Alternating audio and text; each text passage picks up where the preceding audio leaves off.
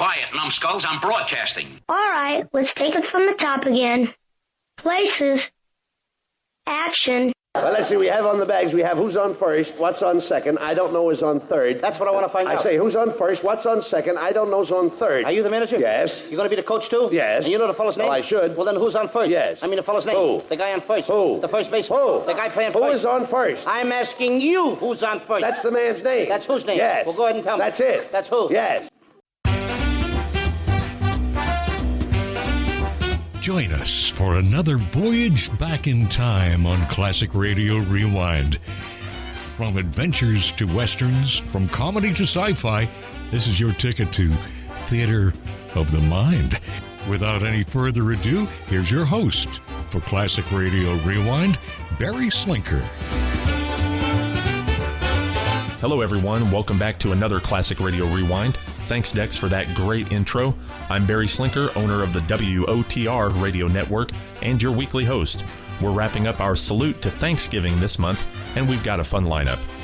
Later, we'll hear from Tarzan from 1952, then dive into some classic Amos and Andy from 1943, and finally, we'll enjoy a good laugh with the Jack Benny program from 1939. But first, we're going to hear from Life with Luigi. Luigi declines Thanksgiving invitation from several friends as he wishes to host his own holiday affair. From November 20th, 1951, this is Life with Luigi with Thanksgiving Dinner for America.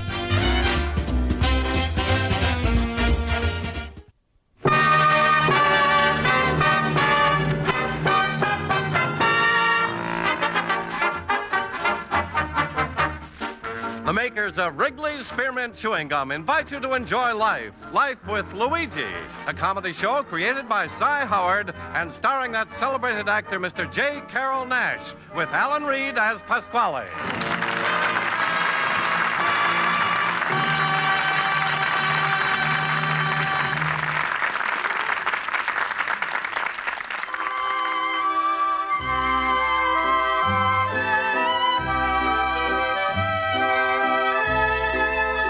Friends, the makers of Wrigley's Spearmint Chewing Gum are glad to bring you Life with Luigi because they feel it's a friendly, good-natured show that offers you relaxation and enjoyment.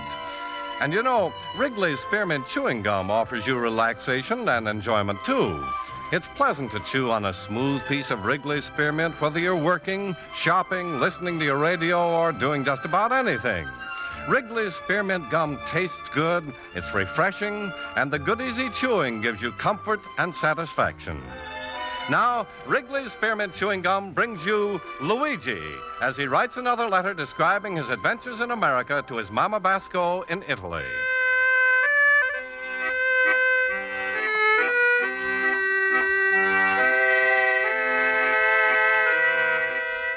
Dear Mamma Mia.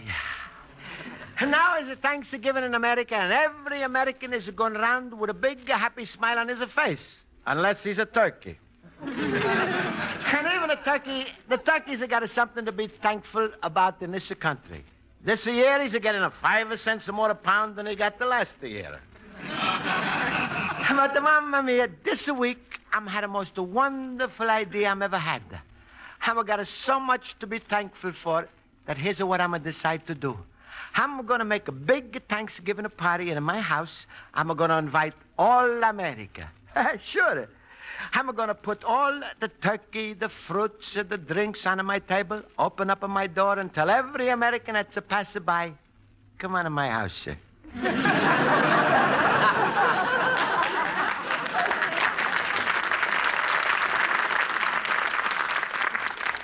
Maybe it's sounding crazy, Mamma Mia, but how else am I going to show my appreciation for living 3 years in America? First, I'm thought maybe I should write a letter to President Truman and say, Dear President, thanks for letting me in. But Pasquale says Truman is going to find out I didn't vote in 1948, so he's going to write back, you're welcome, and get out. And then I'm thought, maybe I'm going to show my appreciation by paying my income tax 4 months early. Again, Pasquale says no. He says if I'm sending the money now, Treasury is going to get a full too quick, and that's liable to inflate the inflation. So then I got this big idea. to make a big Thanksgiving dinner in my house and invite all the Americans to come and celebrate with me. Then, while everybody's eating, I'm going to tell them a story. I'm going to tell them the story of a Thanksgiving and the Pilgrims and what it's mean to me. Luigi, my friend. Hello, Luigi. Hello. Hello, Pasquale. And a happy Thanksgiving. Same to you, little turkey puss. Luigi, look, I know you got no plans for this Thursday, so I hereby invite you to the biggest Thanksgiving dinner you ever ate in all your life. Oh, thanks, Pasquale, but not this year. What? Well, this year, Pasquale, I'm making my own dinner. Ooh, listen to the little pumpkin head. That's right. Luigi, turkey costs 70 cents a pound. You worth the 10 cents a pound. There's more chance that the turkeys are going to have Luigi for Thanksgiving. No, don't worry, Pasquale. I'm got enough of money. I'm took out all of my money from the bank, and I'm buying the turkeys, pies, the fruits, and nuts, everything. Took out every penny, Yeah. Who you going to invite to this feast? America. What? America? Yeah. Luigi, you ain't even got a room in your house for Rhode Island. Oh, what a big dope I was to let you fool me. For a minute, I thought he was serious. Yeah, but I am serious, Pasquale. Luigi, come on. I think you better come with me to some psychologist so he can give you a sanitation test. But why, Pasquale? I'm not crazy. Listen, Luigi, just because the Marshall Plan feeds Italy, that don't mean you got to start a Bosco Plan to feed America. Yeah, but Pasquale, Stop, you big dope. How many times I got to warn you to stop bothering this country? You got 2 more years before you get the citizen papers. So lay low. Don't act suspicious. Don't feed Americans. Don't do nothing until they make you a citizen. Then you can be as stupid as you want.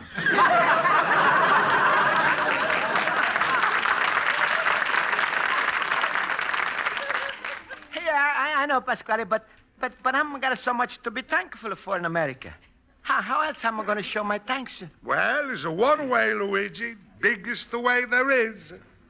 What way is that, Pasquale? By marrying an American citizen. You mean a Rosa? I don't mean ex-Xavier Kugats.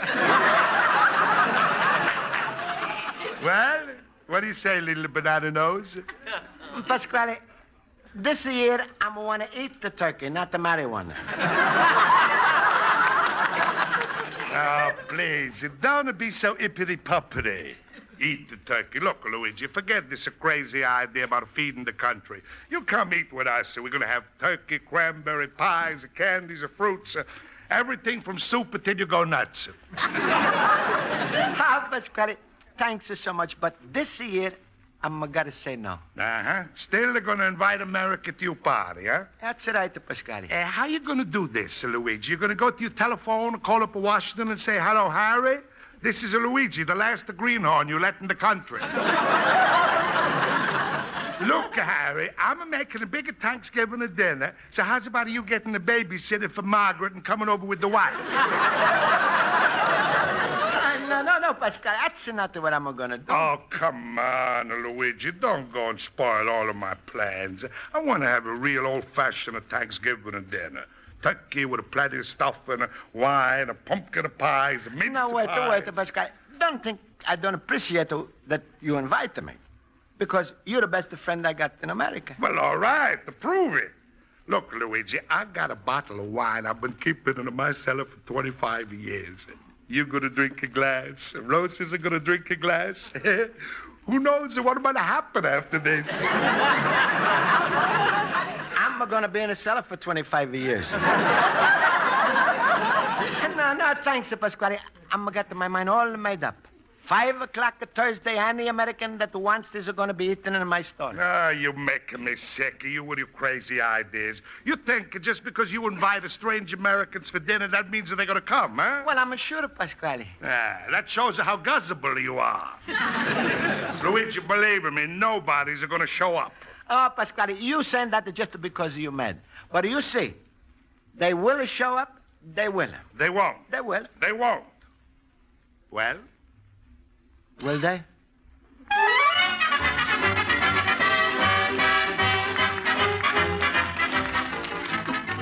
going to have the most wonderful Thanksgiving dinner. Quiet, class. I'll call the roll.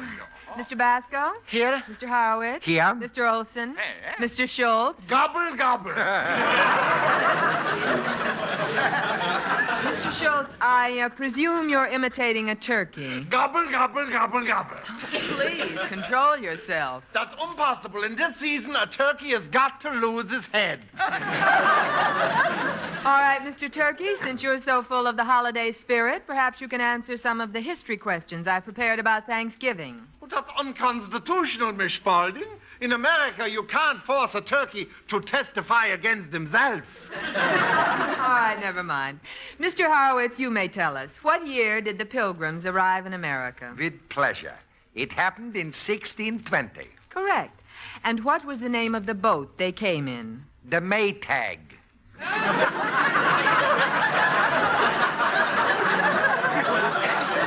The Maytag? That's a washing machine. So what? So the Pilgrims wanted clean shirts when they got it. That was a lollapalooza. Quiet, please. Mr. Basco, you may tell us the name of the boat. The Mayflower. Very good, Mr. Basco. I'm glad you studied your lesson today. Well, Miss Spaulding, I'm studying by the Pilgrims all the week. And this Thanksgiving, I'm going to tell the Pilgrim story to all the people at my dinner. Well, fine. Your dinner, Luigi. I was going to invite you to my house for dinner. Joe and I promised Olga I would bring you over for turkey. No, stop, everybody. If Luigi has got to get it indigestion, I want to have the honor of giving it. No, but friends, thanks for inviting me and thinking about me, but... No buts, Luigi. Come to my party. We're going to have me, my wife Frida, the 3 kids, then, of course, Uncle Hugo, Aunt Bertha, Brother Wolfgang, his wife Hilda, the twins, Grandpa Max, his girlfriend, and as always, Sam. Sam? Who's this Sam? Who knows? Every year he shows up at Thanksgiving. He tells me that he's my wife's cousin. And my wife, he tells he's my cousin. Meanwhile, he eats more than all of us put together. Ach, smile, Luigi. You're going to have a wonderful time with us. No, shush, but thanks anyway. Luigi, Olga will be real disappointed if you turn us down. My Esther will be very unhappy, Luigi. She's even learning how to make a pizza. Class, maybe Mr. Basco has his own plans for Thanksgiving. He's already said he's going to make his own dinner. That's right. But you got no family here, Luigi. Who's going to be your guests? America.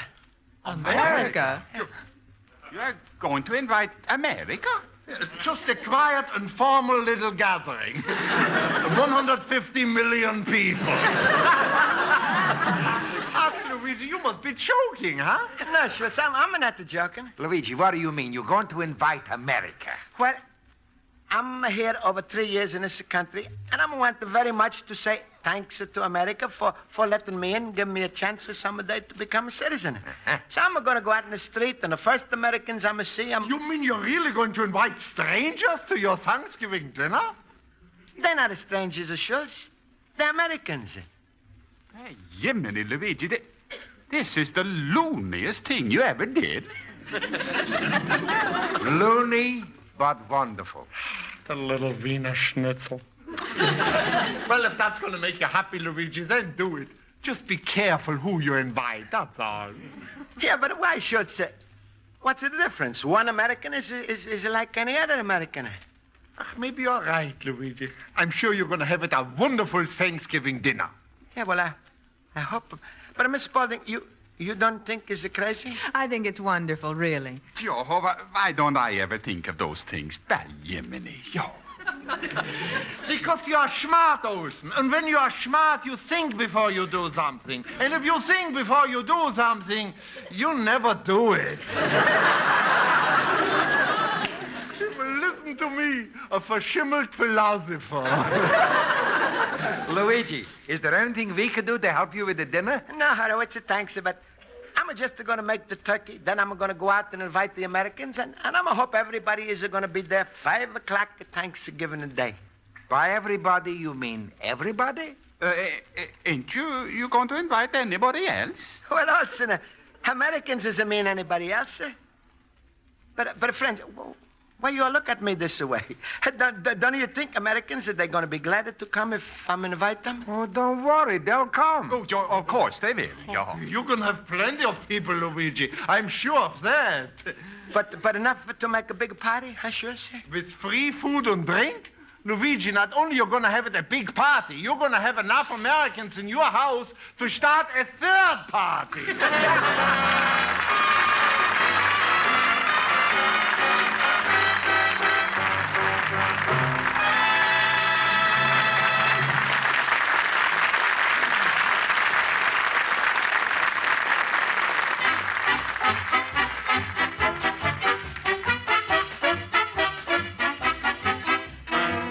Before we return to Life with Luigi, here's a suggestion that'll make your Thanksgiving dinner even more enjoyable.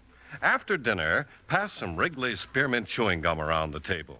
Yes, a stick of delicious Wrigley's Spearmint Gum tastes mighty good after a meal, or at any time. It's refreshing, it leaves a nice, clean taste in the mouth, and the pleasant chewing aids digestion.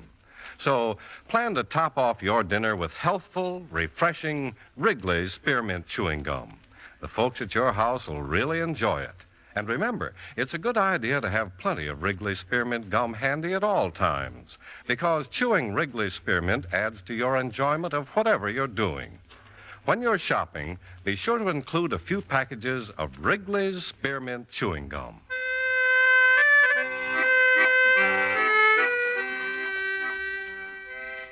Now let's turn to page 2 of Luigi Basco's letter to his mother in Italy.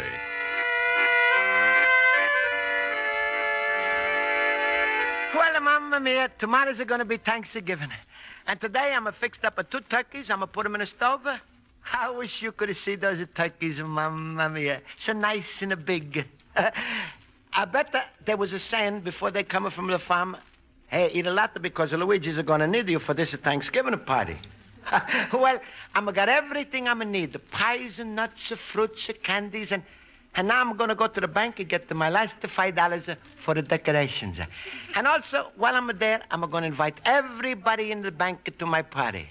Then from there, I'm going to get the decorations, invite the sales lady, and then I'm going to invite everybody. Mamma mia, is it too bad you're not here to see how happy I am? America, I love you. You're like a papa to me, from ocean to ocean.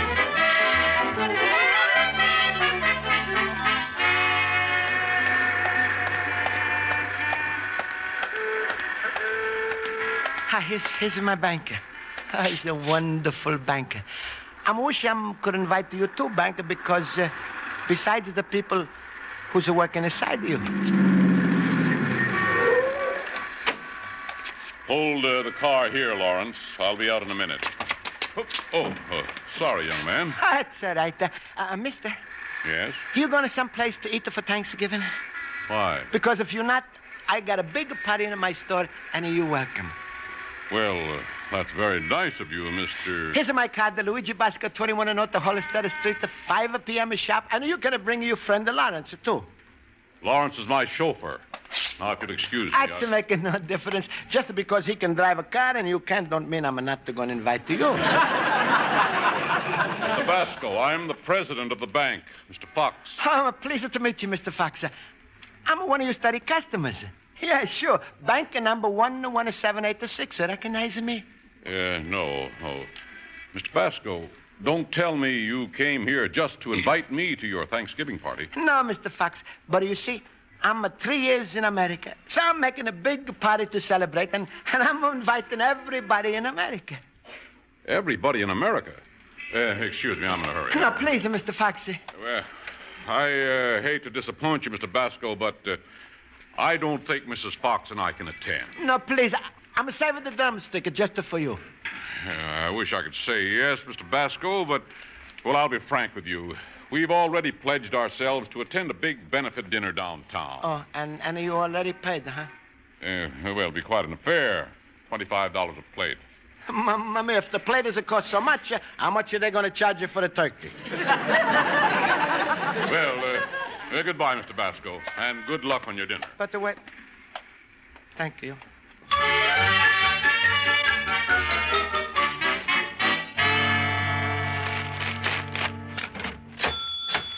Yes, sir. Can I help you? Please, miss, I'm like some little balloons and the decorations for my Thanksgiving party. Certainly. How many guests will there be? I don't know. Well, can you give me some idea? Will it be 4, 6, 12, 16? Yes. What? Well, it could be 4, 6, or 12, or 16. Might also be 100. Oh, you're joking. I'm not. You see, since yesterday, I'm inviting a lot of people, but to tell you the truth, my friend Pasquale, maybe he's right. Most of the people, they smile at me like I've been out in the sun too long. Well, of all the people you invited, who are you sure of coming? Lady, so far, the only one I'm sure of is the turkey. I must say, this is all very strange. Well, let me explain you. You see, I'm 3 years in America, and I want to show my appreciation to America for letting me in. So I'm making a big party with all the money I'm got, and, well, now I'm going around and inviting all Americans, and, is it sounding crazy, huh? It's very sweet. Oh, you like it, huh? Well, all right, here's my card. The Luigi Basco, 21 North, the Hollister Street. The party is at 5 o'clock sharp. But if you come 5 minutes early, Turkey he's not going to be mad. Oh. Oh, please, are you going to come? Huh? I'm also going to tell you the story about the Thanksgiving. Well, I'll try. Promise, huh? I'm going to feel it. Somebody's going to come. Well, I can't promise, but I will do my best. Oh, thank you. Thank you so much. Will it be all right if I bring a friend? Anybody, Miss Sales Lady, anybody. I don't care if you bring an enemy.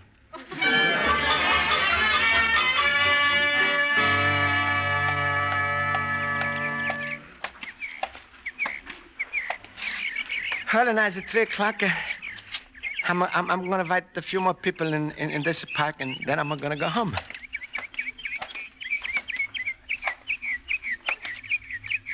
Oh, hello. Hello. Mind if I'm a sit down? Go ahead. It's a free country. Good. I'm glad that you agree with me. Huh? Is it nice here in the park, huh? Sure. I like it so much I sleep here. Oh, you sleep real nature lover, huh? Yeah. You bring any breadcrumbs? Why, you like to see the people feeding the birds, huh? Yeah. And it comes in handy if you ain't had lunch. Mommy, you hungry, huh? I'm sorry for you. Mister, I didn't ask for pity. Just for food. Well, all right. You're going to get the plenty. I'm going to invite you to a party. What is this? Nobody believes a bum no more. Everybody thinks I got $20,000 sewed up in the lining of my coat. Well, look, I ripped out the lining, not a dime. My friend, I'm going to care if you got $1 million. You invited to my party, turkey and everything. Is this a joke? No, miss, this is no joke. 5 o'clock, I'm invited all America to my story. All America. I might have known the whole thing is a nightmare. No, it isn't no bad dream. Is it true? Friend, don't kid me. When you're in my condition, you can't take jokes. You can't. Hey, look, it's almost the time. Come on with me right now to the party. I don't believe it. Let me touch you. Huh? Oh, sure, here. See? Gee, this is Thanksgiving for real.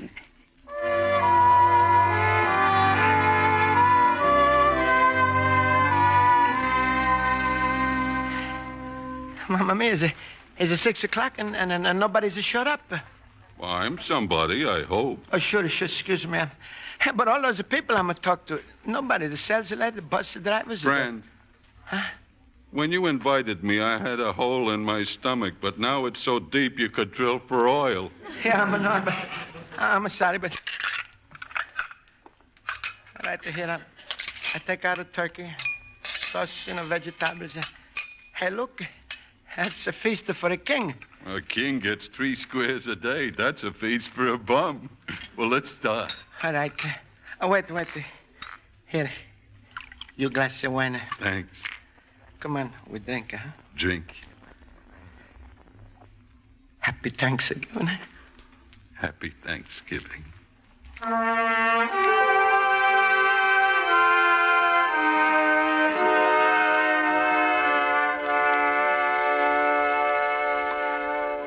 So the Pilgrims sailed from Plymouth in England. September the 6th, 1620. Was about 100 men, and women, and the children. Pass the pickles, please. Yeah. Here. And they came to Massachusetts December the 21st, the 1620. Everything looked black, but suddenly the harvest was good. It couldn't be as good as this turkey. Cooked it yourself, huh? Yeah. Well, you ought to eat some of it. Yeah. No, I can't. So in November, the Pilgrims decided to give it a thanks. Hey, here comes somebody. Huh? Well, hello, Mr. America. Oh, it's you, Pasquale, huh? It better be, otherwise I've been feeding somebody else's face all day.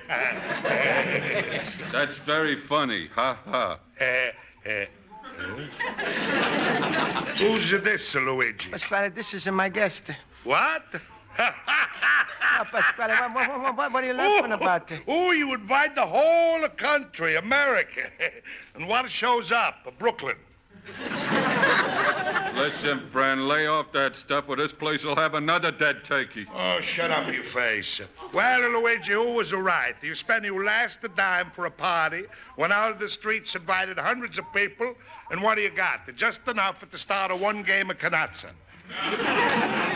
Now, please, Pasquale, don't make me feel worse. Excuse me, am I in the right place? Sure, come on in.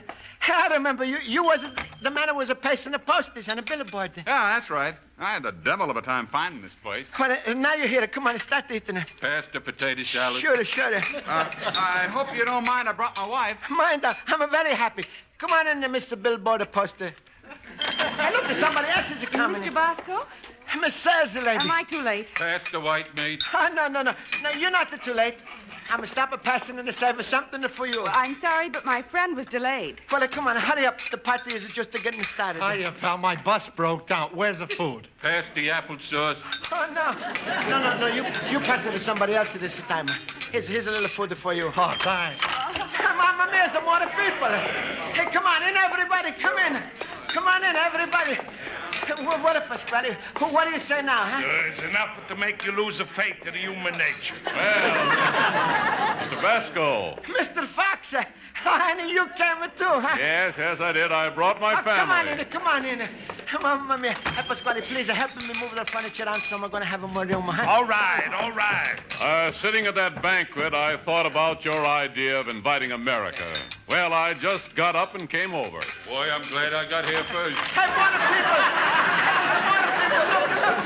Hello, everyone. Hello, Mr. Basco. Hello. People are starving. It's like a convention of starving turkey stuffers. Luigi! Yeah, Horowitz. Luigi, next time when you invite all America, don't leave us out. But Horowitz, I'm taught you understand. You think I would have a party without all of you? Well, that's what we thought. So here we are on pass everything. Just a second, Luigi. Wait a minute. You gonna make this a real party? Is one person you gotta invite? Yeah, you're right, Pascal. All right, go on and invite her, huh? All right, I'm gonna call her in. Rosa!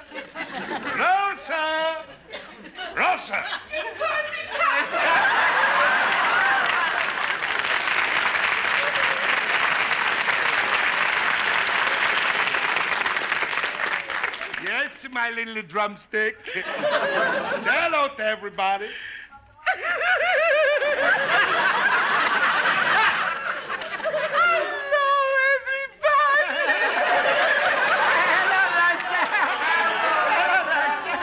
Now, Luigi, you got a party with all America. No, Pascal, you're wrong. With the Rosa here, I'm also got the Canada and the Mexico.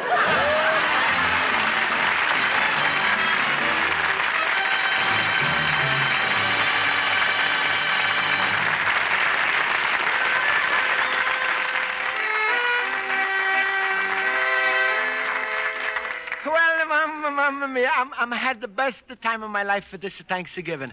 I'm invited all America, and they came. They even was pushed over into Pasquale's store, and it was fun all over. But the funny thing, when I was the happiest, I was the saddest, because one person who's not American wasn't here. She's Italian. And I'm a hope she's a take care of herself because here's one American who's always a miss her. I love his son, Luigi Basca, l'immigrante.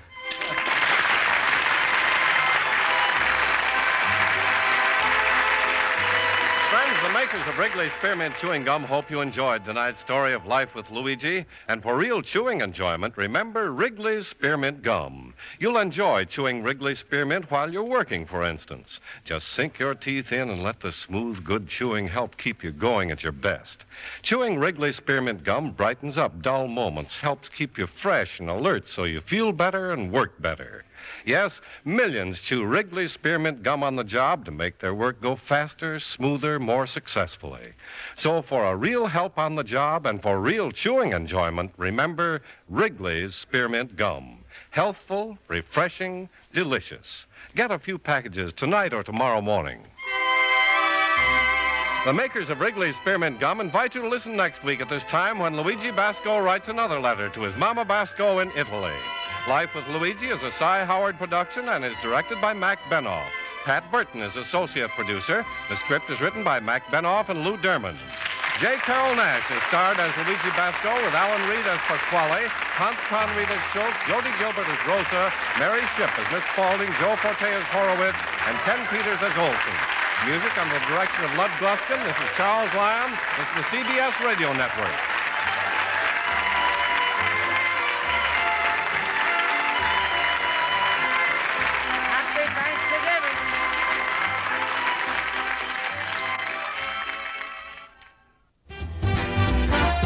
That was Life with Luigi with Thanksgiving Dinner for America as originally heard November 20th, 1951.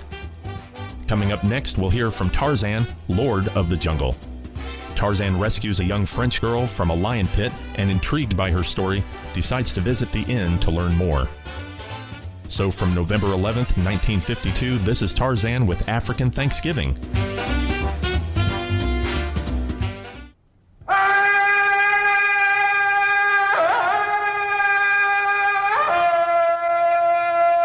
From the heart of the jungle comes a savage cry of victory. This is Tarzan, Lord of the Jungle.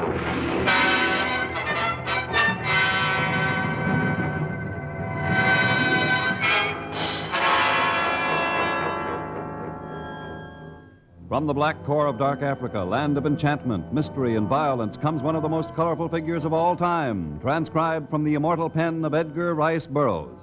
Tarzan, the bronzed white son of the jungle. And now, in the very words of Mr. Burroughs, the story of African Thanksgiving.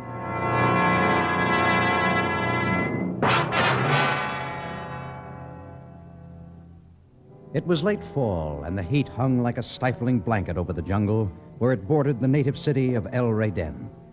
Even the recently cut branches that covered the pitfalls were dry and lifeless. There were many of these traps designed to protect the city against marauding beasts. A huge lion lay on the bottom of one of the pits, gasping for breath in the arid heat of noon. For a moment, the lion seemed confused as the slender figure of a white girl came hurtling down into the pit. Then he crouched low, snarling. He was about to spring when a bronze savage leaped into the pitfall and came slowly toward him, a gleaming shaft of steel in his powerful hands. Grasp that root over there and scramble up the side. Merci, monsieur. Start back to the city. Hurry. I will do as you say, monsieur. I should not have run away in the first place. I stand no chance of escaping.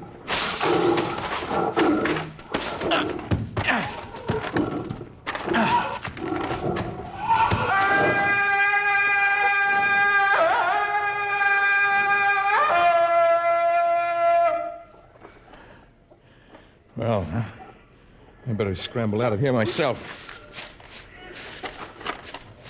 Yeah. The girl's out of sight already. She really must have run as fast as she... I wonder what she meant by standing no chance of escaping. I think I'll go back to the public inn at El Reyden and find out.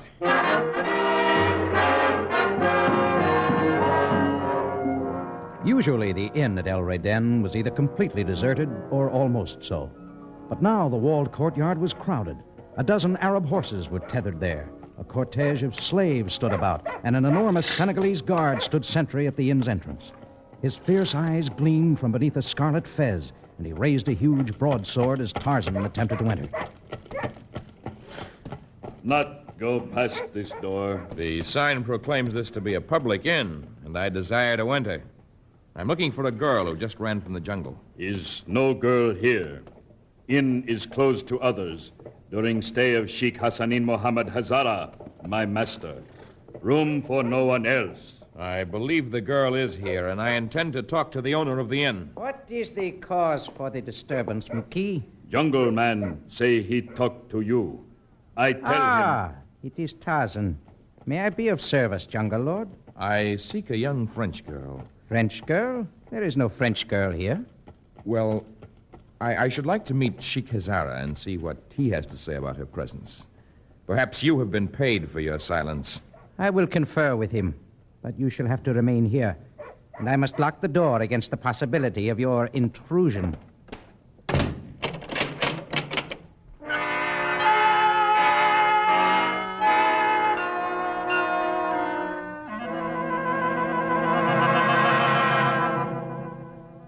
You are both fools.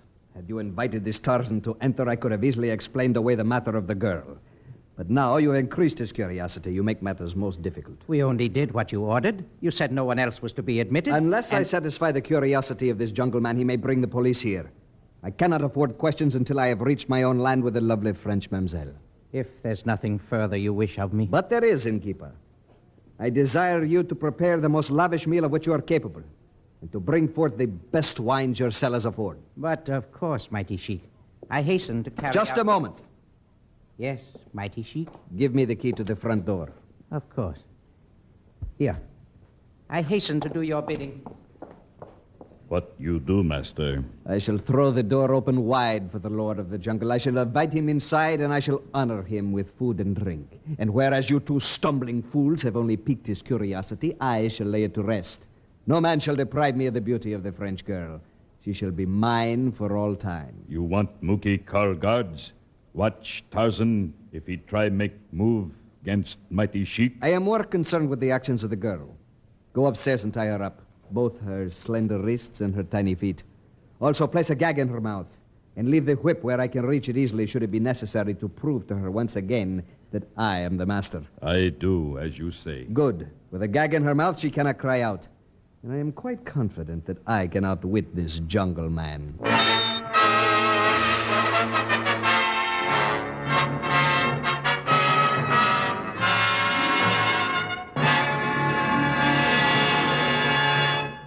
We'll return to our story of Tarzan in just a moment.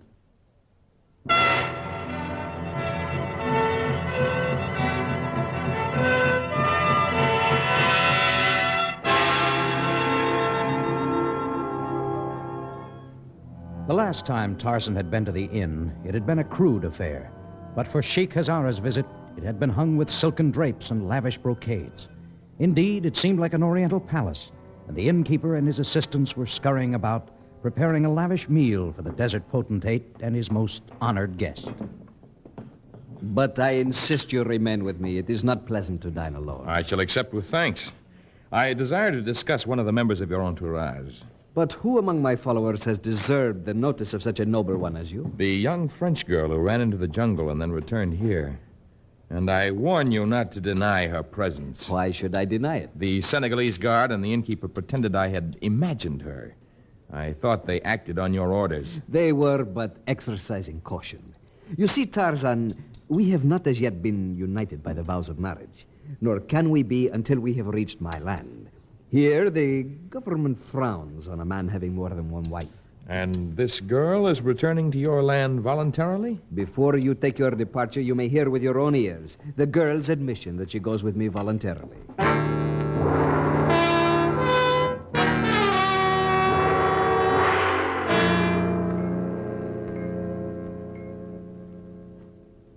Turn just a little this way, my dear, and I shall cut the last of the thongs that hold your tiny feet. Ah, yes, the gag. I shall remove it immediately.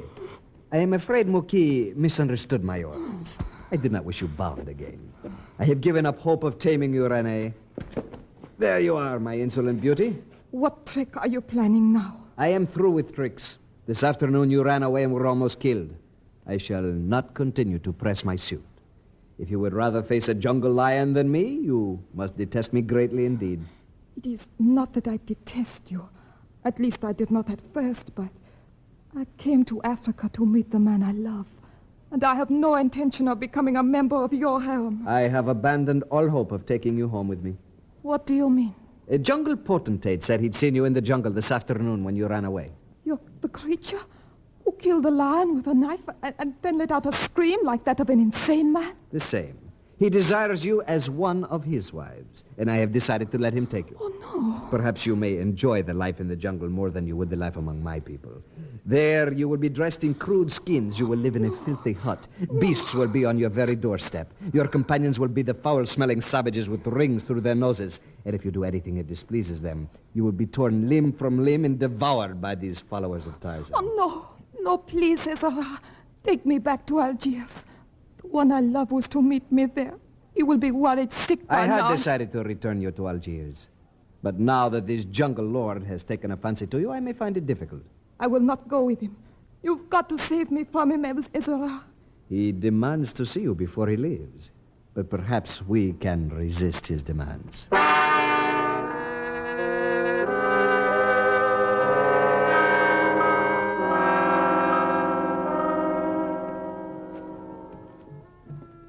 Hazara, why is your slave dragging the girl in? She is shy, except before me. Bring her over here, Muki. Yes, master.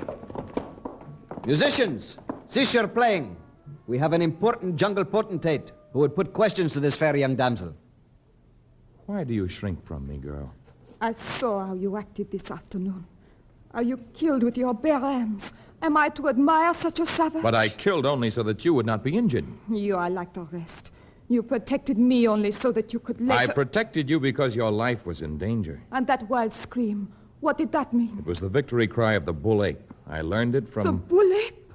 Oh, save me from him, Ezra. You do not require saving from me. I came here only because I thought the sheik held you against your will. I heard you say something about standing no chance to escape. You misunderstood me. I said no such thing. Well, I was sure I heard you say those words. I intended wresting you from Sheik Azara and taking you away to wherever you wanted. You will not take me. I will not go with you. You are a jungle savage, and I would rather be dead than That is enough, Renee. Are you convinced, Jungle Lord? Yes. I apologize, Hazara. I shall be on my way now. Thank you for your hospitality. Not at all.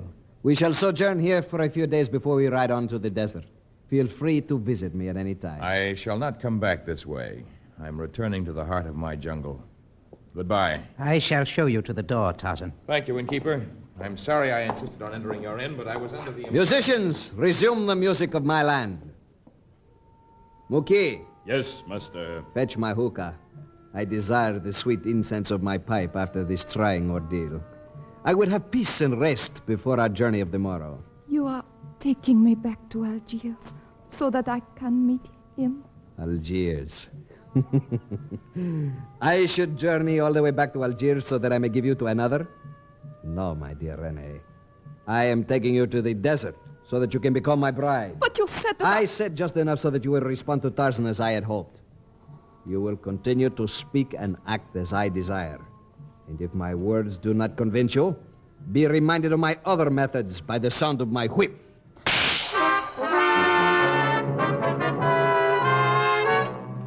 It was cold and penetrating that night as Tarzan made his way deep into the jungle. But the morning was hot again, and the unseasonable dryness had scorched the earth and destroyed the plants and the small game. Even the carrion birds were hungry, and as Tarzan made his way through the upper level, he could see a flock of them circling vainly over the jungle wilds. Then, suddenly, the ugly vultures who ordinarily fed on decayed flesh plunged downward. They had sighted a prey, and the scent of man, not yet dead, assailed Tarzan's nostrils.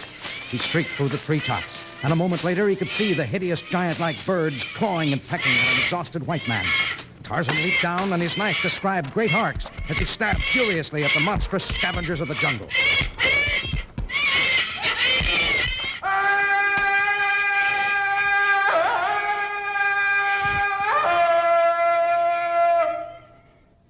It's no use.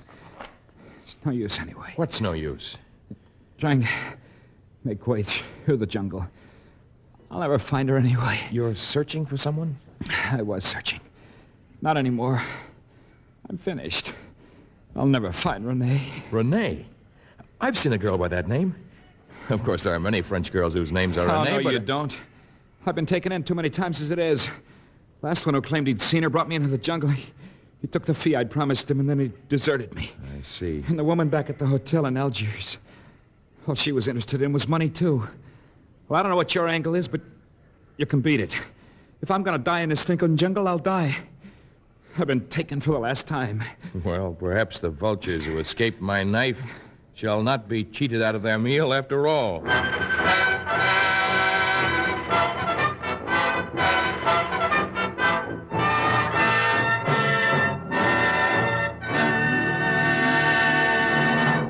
In just a moment, the exciting conclusion of African Thanksgiving.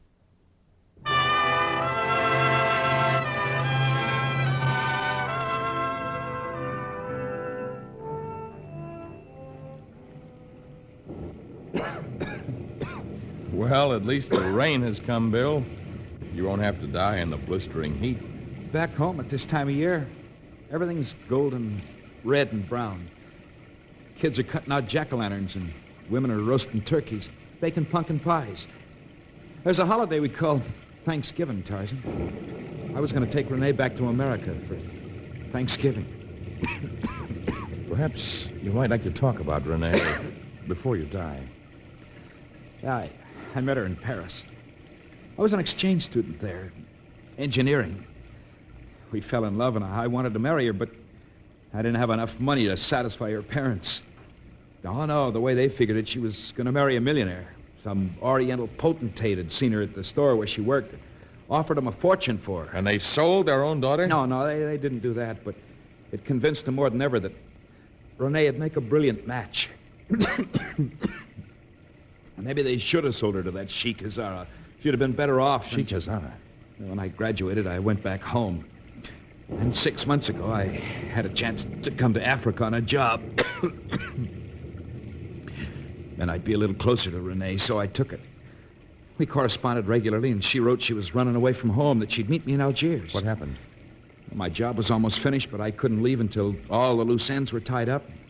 I was a couple of days late in reaching Algiers, but the woman who ran the little hotel there where Renee was to go had promised to take care of her. And she didn't? I finally got the truth out of her, or part of it anyway.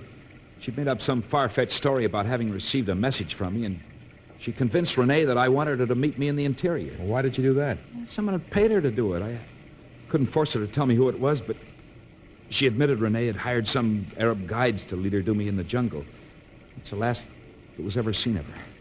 I've been searching for her ever since. Bill, ever since we've met, you've doubted my intentions, even though I saved your life. I also saved Renee's life, and she treated me as though I were a leper. But regardless of whether you want my help or not, you're going to get it. If it's within my power, the two of you will have a reason for Thanksgiving.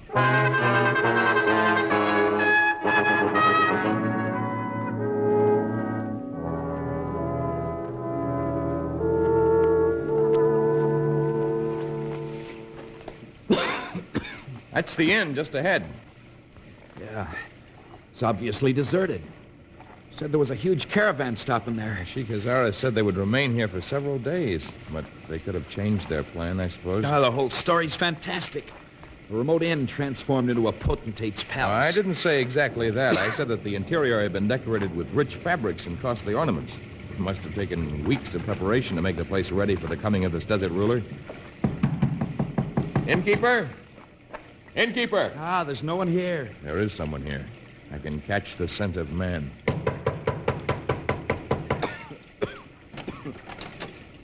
Yes? It is Tarzan, innkeeper. Tarzan? I know no one by that name. You... But I was here last night. You must have mistaken my poor inn for another. No one has been here for years, and I have never before laid eyes on you. So you were leading me on with a story that was nothing but lies. Come inside with me, Bill. Get out of the way, innkeeper. What? Rich fabrics and costly ornaments. Place is dusty and unkept. Innkeeper, what happened to the trappings that hung here last night? Trappings? I believe you have lost your reason, jungle man. Where is Sheikh Hassanin Hazara and his followers? And where is the French girl? You speak in the most amazing riddles.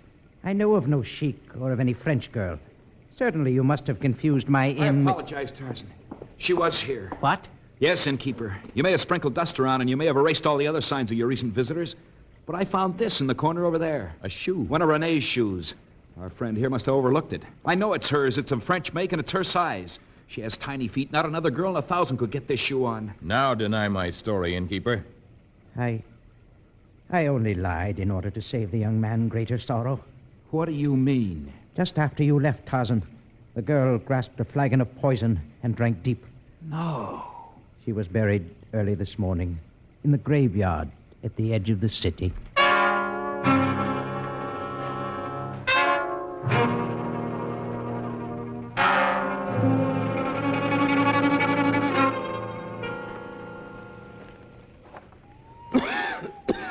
Oh, that cough's getting worse, Bill.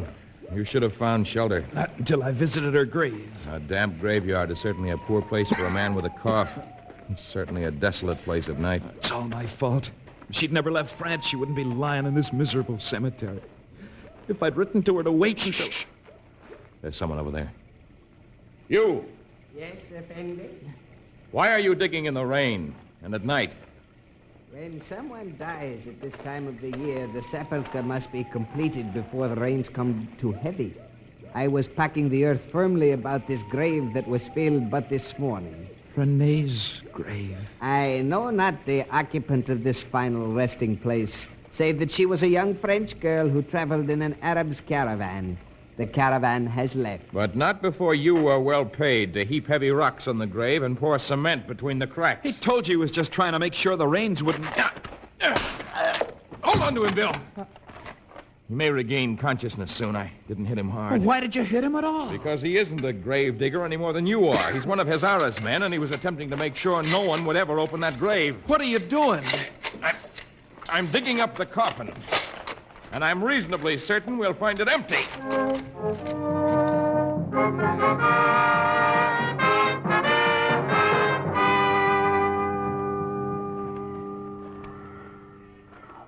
Well, Renee may be alive, but I think we've lost their trail now. No, Bill, we haven't. The signs are even clearer now that we're beyond the rain belt. I haven't seen any signs, even the ones you tried to point out to me. Well, they covered their trail fairly well.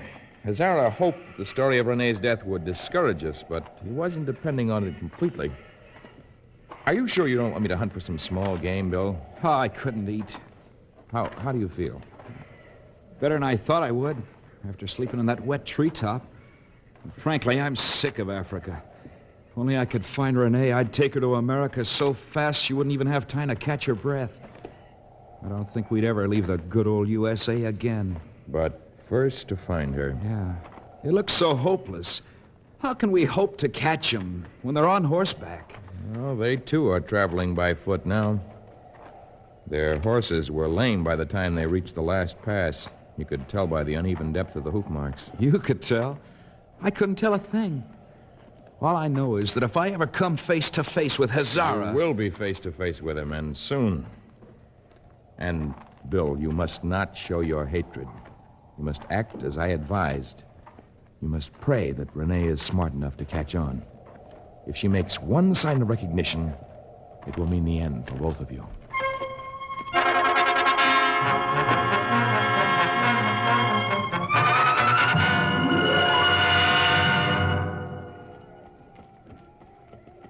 Looks like quite a celebration. These native cities are always holding pageants and parades and dances. They're meant to please their gods.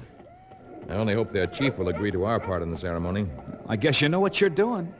But I'd like to go right to Hazara's camp and just... Oh, do you know why Hazara made camp on the edge of the city? No. Because his horses can no longer carry their burden. If he's to reach his own land, he must have camels. And the natives won't be willing to sell them for any price until their celebration is over. Yeah, but in the meantime... In the meantime, I'm going to have a talk with their chief, and you're going to dye your skin black and dress as a native witch doctor. Then you're going to make a call on Sheikh Hazara.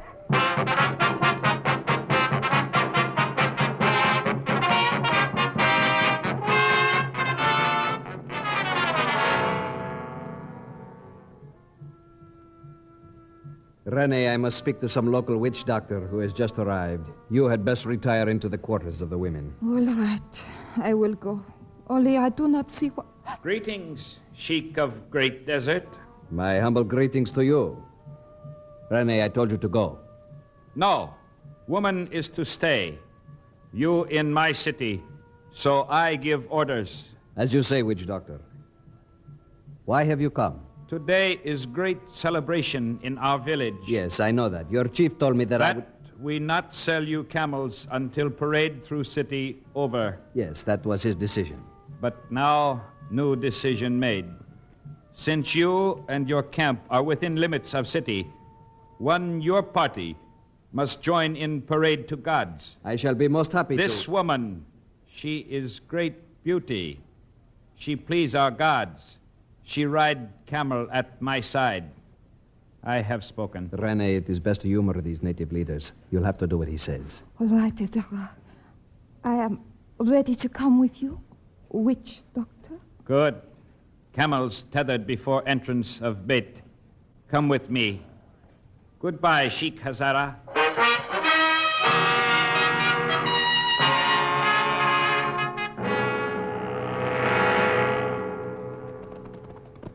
All right, Bill, Rene. We're far enough from the Sheik and his men now. Oh there, whoa. Hey, I'm almost able to manage a camel now. Oh, you were wonderful, witch doctor Bill. It was a fine performance. Well, it's time to remove your makeup now. We'll leave these camels here and take to the jungle.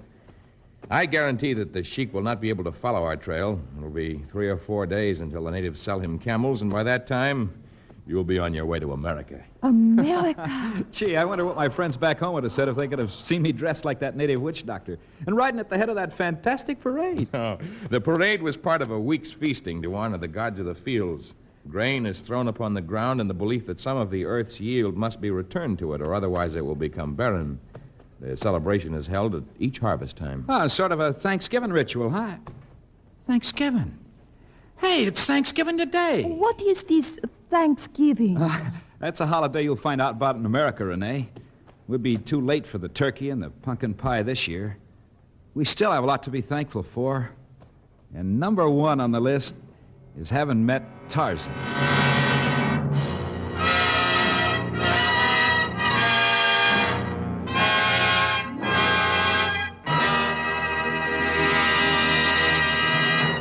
In just a moment, we'll return with a preview of our next story of Tarzan.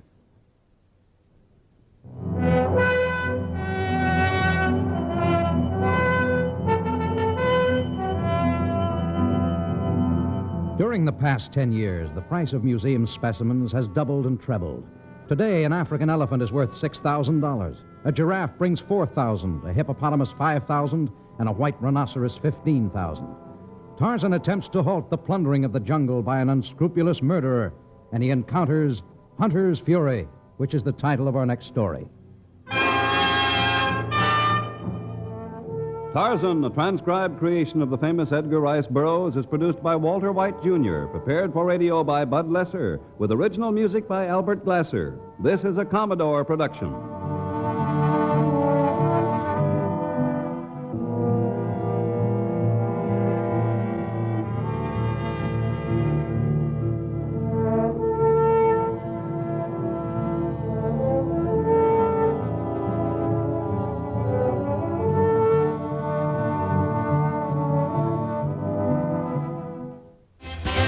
That was Tarzan, Lord of the Jungle from November 11th, 1952 with African Thanksgiving.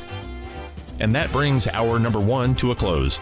Our final hour of our salute to Thanksgiving for this month will begin after the break. So stay tuned. Classic Radio Rewind will be right back in just a moment.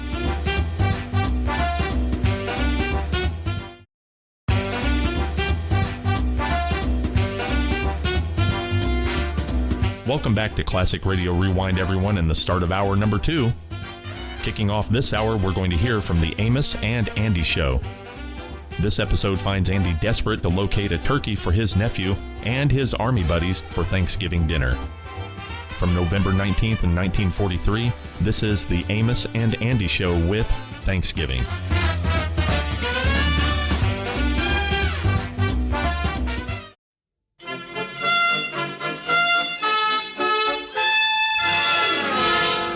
Good evening. The makers of the new Rinso bring you the Amos and Andy Show with their guest tonight, the Metro-Goldwyn-Mayer star currently appearing in Heavenly Body, Miss Spring Byington.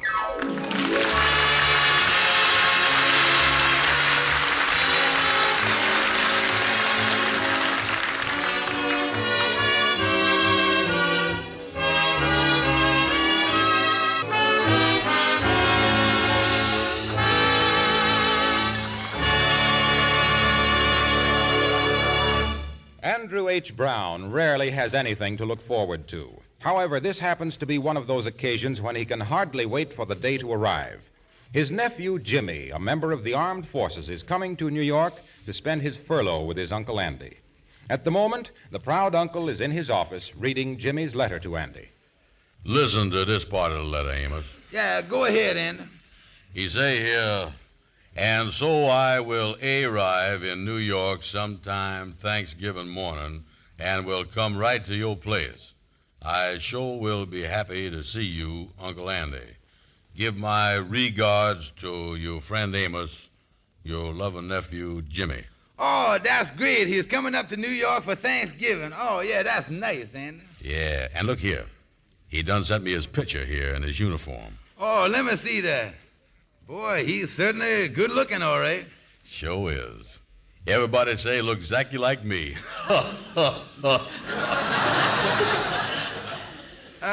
Tell me this, Andy. Is you going to give your nephew a nice Thanksgiving dinner? Well, now, that's exactly what I want to talk to you about. I is pretty proud of that boy, Amos. Oh, I know you is, Andy. And now, look here. You see, I live in one room, and I ain't got no stove or nothing. I ain't got no way of cooking no big Thanksgiving dinner. Yeah, I know. And I kind of hate to ask you this, but... Go ahead. Well, I was wondering if you would put on the dinner at your place. I'd buy the turkey and pay for everything. You see, Amos, it's just on account of my nephew. I'm kind of proud of him, and I want to do it right. Oh, sure, Andy. Sure we'll do it. Oh, that sure is nice of you, Amos. I really appreciate that. And I know Jimmy will, too. Yeah, I'm going to write him and tell him that we're going to have a big Thanksgiving dinner for him with turkey and everything. Yeah, I was just thinking, Andy, Thanksgiving Day is a week from yesterday, and I hear that turkeys is pretty scarce. Oh, I'll get one all right, Amos. Don't worry. The Kingfish say that he's going to take me over to see his butcher. I thought the Kingfish and his butcher wasn't speaking to each other. Well, they wasn't, but Kingfish made up with him at the beginning of the turkey season. Well, now, all you got to do, Andy, is to get the turkey, and me and Ruby will take care of everything else. Oh, that's great. Put it there, son. Well, hello there, boys. How is you? Yeah. Well, hello there, Kingfish. We're just talking about you. Who you was, huh? Speaking of the loving Kingfish. By the way, did you see the picture of Andy's nephew, Jimmy? Yeah, look here. Here, just right here. He look pretty good, don't he? He's my nephew on my mama and papa side. Yeah, nice picture here. He's a private already, huh?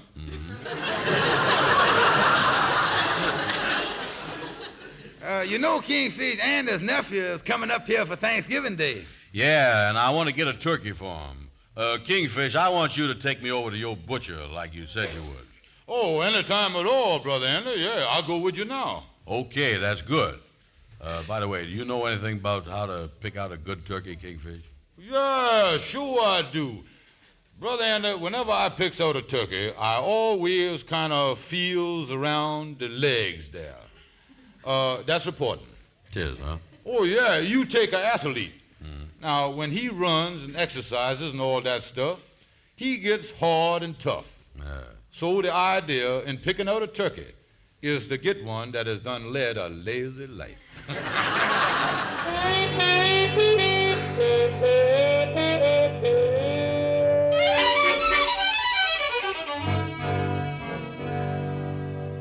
Well, Kingfish, I got just one turkey left. Yeah, let us take a look at it, Carl. It's from my friend here, Mr. Brown.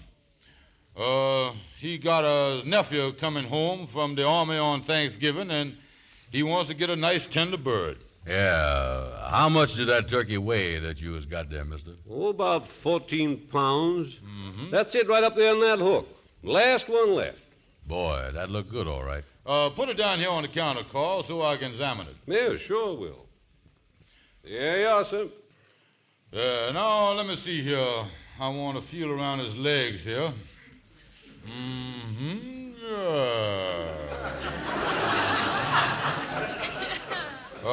This turkey has done a lot of running, didn't he? That's prime turkey, and the only one I got left. You're lucky to get it. Yeah, I think I'll take it, Kingfish. Now, wait a minute, Andy. Keep your big mouth shut. Wait just a minute. Don't let's rush into the thing. Let me feel the turkey's wings here. Done a lot of flying, too, didn't it, Carl? To tell you the truth, Kingfish, I don't know. I just met the bird 3 days ago. Well, I'm going to take it, Kingfish. Andy, will you please wait a minute? I'm just trying to help you here. Turn the turkey over on the other side, will you, Carl? Yeah. You know, Andy, I don't like the shape of this turkey's back. Look here, Kingfish. We ain't buying the turkey for its figure. Yeah, but all them things count. Excuse me a second, boys. I want to go out in front and raise the awning up. All right, Carl. Listen, Kingfish. Wait a minute. Come on down here, Andy, so we can talk. I don't want this other butcher down the other end to hear us. Well, Kingfish, why can't I buy that turkey? Now, look, Andy. Do whatever you want to do. It's your money. I just try to help you. I try to give you the benefit of my long turkey experiences. It's a good turkey, though, ain't it? Yeah, it's a good turkey, Andy, but I like to check and double-check the thing to make sure. Well, if you think the turkey is all right, why is we hemming and hawing round here? Listen, Andy, it's just like when a fella is figuring on marrying some gal. She might look nice and pretty and look good in clothes and all that stuff. At the same time, you want to get a look in her mouth to make sure that you ain't go run into $50 or $100 worth of dental work.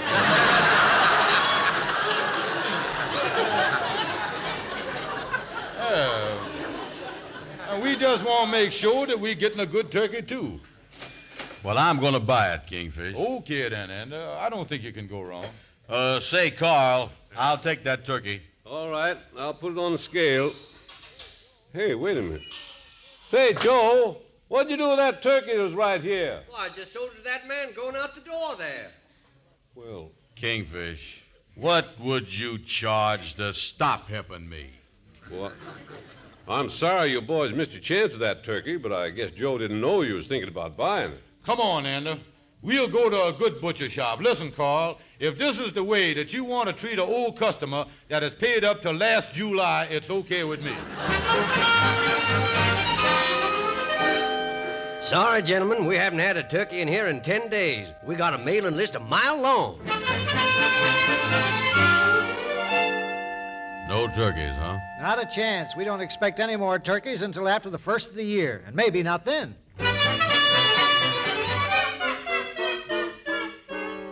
Turkeys? Are you kidding?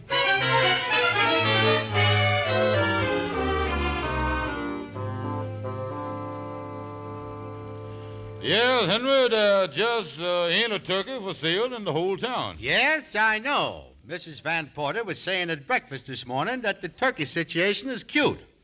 But I didn't know it was cute as that. Yeah, well, I could have got one, but this part-time genius here, the Kingfish, helped me so much I didn't get it. Considering the source of that remark, I'm going to disignore the whole thing. Please, boys, please, let's not have no fights. After all, we is all civilized gentlemen, you know. Come in, Lightning, come in. Hello, everybody. Hello, Lightning. I thought I'd find you fellas over here at Miss Andy's office.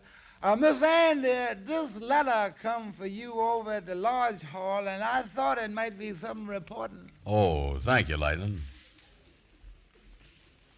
Well, it's from Jimmy.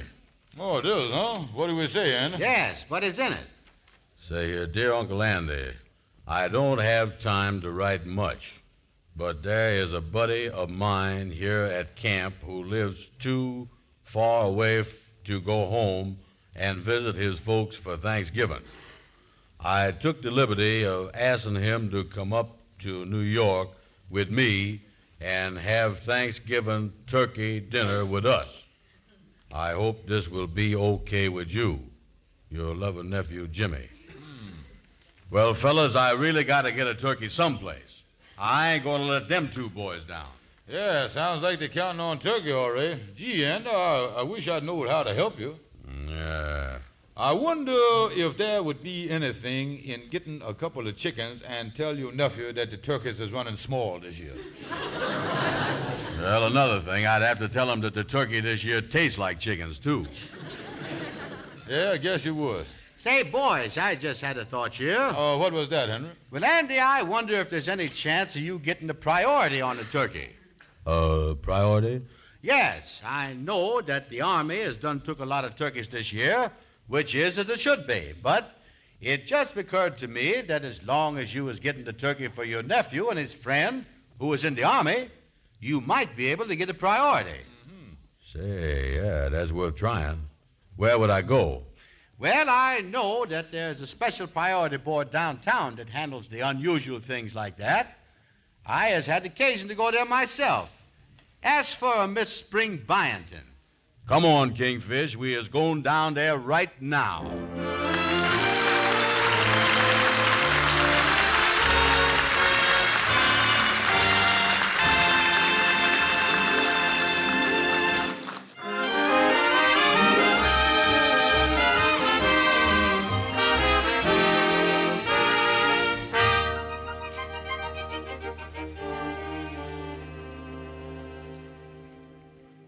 Did you wish to see me? Is you Miss Spring Byington? That's right. Can I help you? Yes. Tell Miss Byington the whole story, Andy. Yeah, I'll start at the beginning. Mm-hmm. The reason we come down to the rationing boat here is on account of my nephew. You see, he's in the Army, and he's coming home for Thanksgiving. Oh, isn't that nice? I was just saying to my husband this morning that I wish Harry, he's our nephew, was coming home for Thanksgiving. He's in a camp in the Middle West. But if it can't be, it can't be. That's right. Now, what I want to explain to you... On the other hand, Philip, that's my sister's son. He's stationed in Georgia. Oh, a lovely boy. He looks a lot like my sister Elaine. Yeah, that's good, all right. Go ahead, Andy. Tell Miss Byington what you want to tell her. Yeah, I'll begin at the beginning. You see, my nephew is in the Army, and he's coming home for Thanksgiving. Oh, really? Isn't that nice? Huh? I know how happy you must be. You know, I have a nephew, too. Yes, we know. He lives in the Middle West, and he can't get home for Thanksgiving. Oh, you know him? And start at the beginning again, will you? Well, this nephew and his buddy is coming home for Thanksgiving, and I want to give him a big dinner. Yeah, and we want you to help us if you can. Why, of course I will. Now, I'd suggest that the first thing you do is to get a turkey. That's what we want to see you about. You see, we ain't got no turkey. Well, if I were you, I'd hurry up and get one. Tomorrow's Thanksgiving, and I understand they're getting scarce. We heard the same rumor, yeah. Excuse me, Miss Byington, but we can get priorities here, can't we? Oh, yes, indeed. That's what we're here for. Oh, now we're getting somewhere. Mm-hmm. What kind of a priority was it you wanted? Tires or extra gasoline? And do you think we is too far from the beginning to go back there again? Well, we can try going back there once more. You see, my nephew is in the Army, and tomorrow is Thanksgiving Day. Oh, really? Are you going to have a turkey dinner for him? Not at the rate we're going, lady, no. You see, like I said before, that's what we come in to see you about. We can't get one in the whole city, Miss Byington, and you see, this dinner is for a couple of soldiers, and that's why we're trying to get a priority from the government on it. You see, we got all the trimmings, but the trouble is we ain't got nothing to trim. A priority on a turkey? Yeah, it's our only chance of getting one. We done scarred the whole town. And I promise you that I won't eat none of the turkey myself. I might dip my bread in the gravy, but that's all. Well, this is the first request we've had like this. I'd like to help. I'll tell you what I'll do. I'll call up regional headquarters and see what they say about it. Yeah, we'd appreciate it if you would. You might fill out this application blank in the meantime, just in case. Okay. Name. I guess I better put Amos Jones' name and address down, too, because that's where we're going to have the dinner. That'll be fine. Regional headquarters? Oh, Dorothy, this is Spring. Oh, hello, Spring. I called you last night. You weren't home, you little stay out. Jeanette and I went over to that millinery class. I'm making the most stunning hat you ever saw. Oh, you're making me so jealous. I need a hat so badly for my new coat. What kind are you making, Dorothy? Oh, it's sort of an idea of my own. It's an off-the-face turban. Oh, that should be gorgeous. Especially with your hair. Oh, anything else new? No, except that I'm going over to Clara's Sunday afternoon. You going? Well, I don't know whether Frank's going to play golf or not, but I'll be talking to you before that. Goodbye. Goodbye.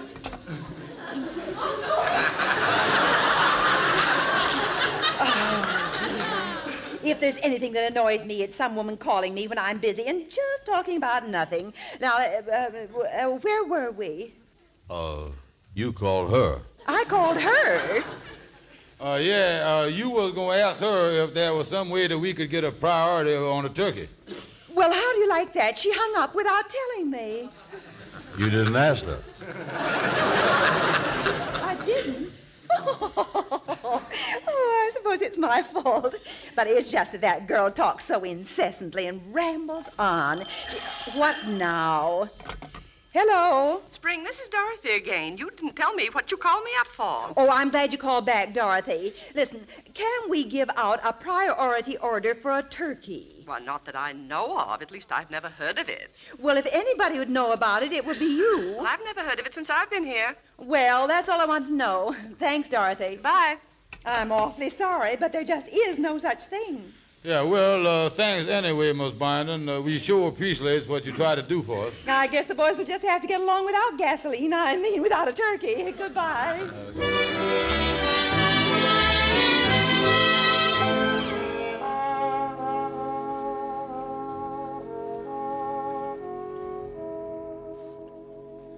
No luck at the rationing board, huh, fellas? No, Amos, nothing. And we even went to 6 more butcher shops and still couldn't get none. Yes, Amos, I'm going to tell you, I know my way around Harlem here, and I know all the ropes. But I tell you, I just about to give up the thing. Say, I was just wondering, is there any place where we could get a wild turkey, maybe? Oh, Andy, there ain't no wild turkeys around here. What you talking about? You know, them pilgrims got all of them. They did, huh? Sure they did. Does you know a pilgrim that we could call up? Oh, Andy, that was years and years ago, Andy. By the way, did you see that letter on your desk there that come for you? Oh, no. Hey, looky here. There's another letter from Jimmy. Oh, it is, huh? Oh, say, maybe his friend ain't coming. Mm-hmm. Then if Jimmy comes up here alone, I can take him out to dinner. Yeah. Now. Go ahead and read it then, Andy. Yeah. Dear Uncle Andy, I want to tell you that I am thinking of 3... Now, what do you say, Andy? He's bringing 3 more fellas.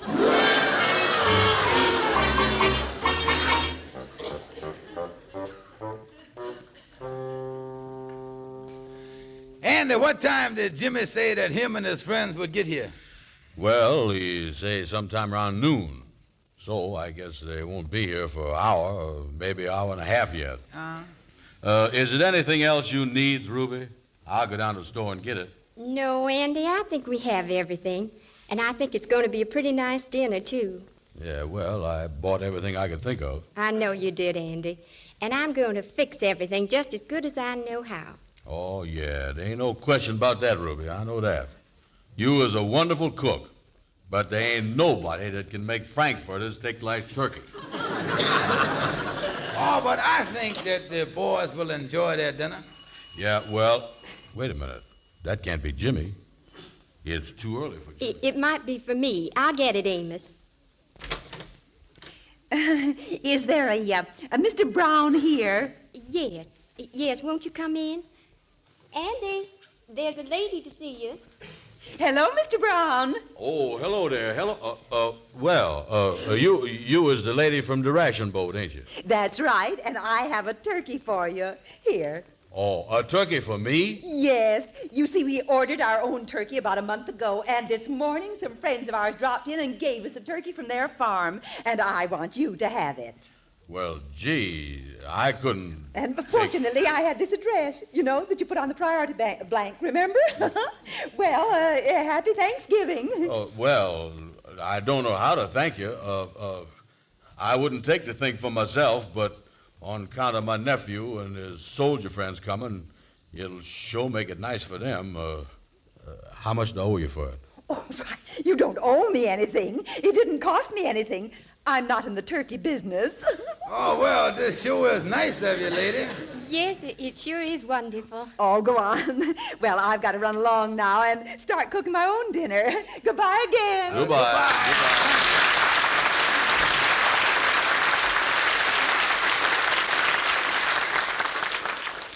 That sure was sweet of that lady. Yeah. Now I'll really be able to give them a Thanksgiving dinner. Oh, boy, am I happy.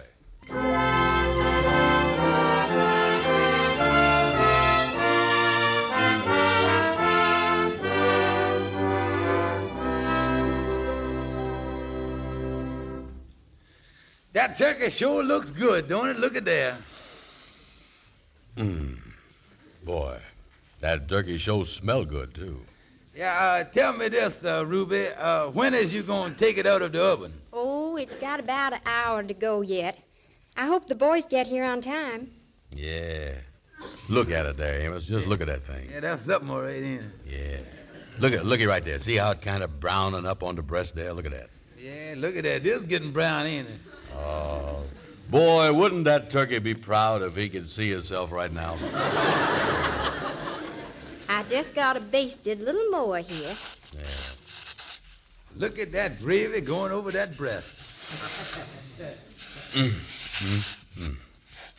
I wonder why they don't make perfume out of that stuff. You know, Amos, Uh-oh, that must be them now. Now, remember, do just like we said. Okay, come on now, Ruby, come on. Yeah, and just when I put my hand on the doorknob, we starts the thing. You ready? Happy Thanksgiving to you. Happy Thanksgiving. Oh. I've got a special delivery letter for Mr. Brown. For me? Yeah. Sign right there. Oh, yes, sir. At the lodge hall, they told me you were over here. Thank you. Okay.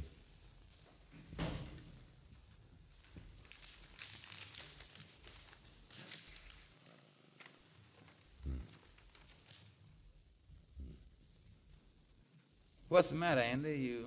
You look sad. What is it, Andy? Yeah, well, I is sad, Amos. But I is proud, too. What do it say, Andy? It's from Jimmy. Yes, huh? Will not be able to come to New York. Neither will the other boys. We are leaving for a port of embarkation. By the time you get this, we will no doubt be on our way overseas. Love, Jimmy. You can really be proud of that boy, Andy. Yeah. God bless him. I sure hope he has a safe trip.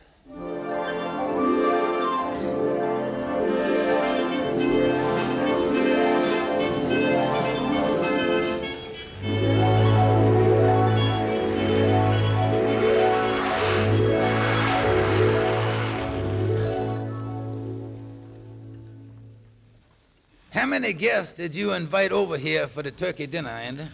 7 of them. Who all did you invite? I don't know their names. Just 7 boys from the USO.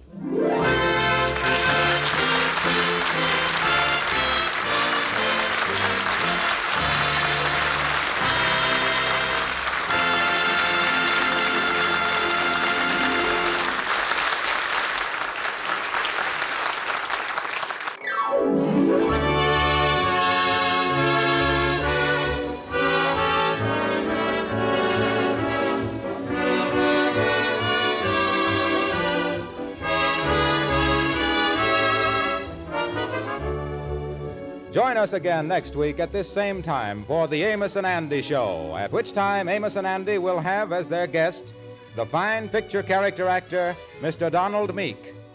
Our program is shortwave to our armed forces overseas, wherever they may be.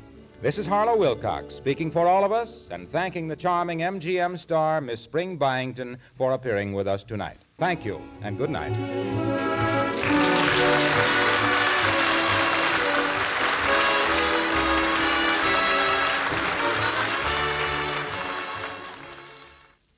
This is the National Broadcasting Company.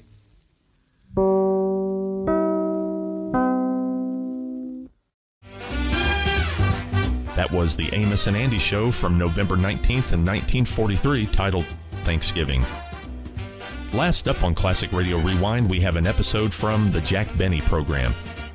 Presented by Jell-O, Mary Livingston recites a Thanksgiving poem, and Jack is organizing a Thanksgiving party for his friends featuring an ostrich. Meanwhile, Don struggles with the final commercial. From November 19th, 1939, and our final Thanksgiving episode of the holiday season, this is the Jack Benny program with Ostrich for Thanksgiving. J-E-L-L-O. The Jell-O program starring Jack Benny with Mary Livingston, Phil Harris, Dennis Day, and yours truly, Don Wilson. The orchestra opens the program with It's a Whole New Thing.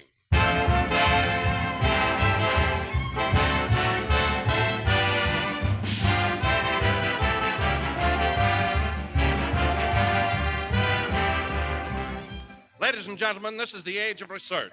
So we've been doing a little research on the subject of Jell-O.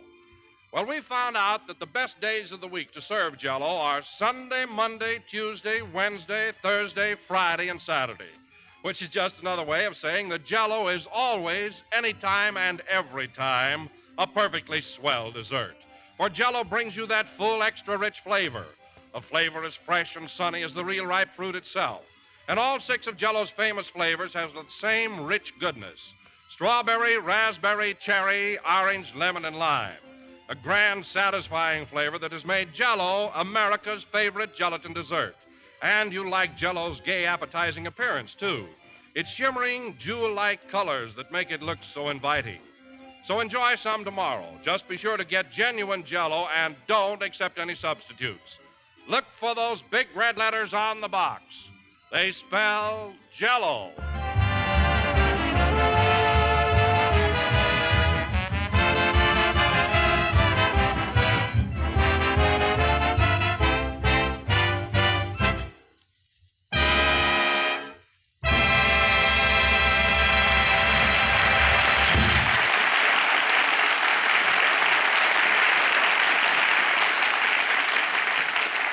That was It's a Whole New Thing, played by Phil Harris and his orchestra. And now, ladies and gentlemen, once again we bring you our master of ceremonies, that bubbling personality, that effervescent comedian, that fizz, Jack Benny.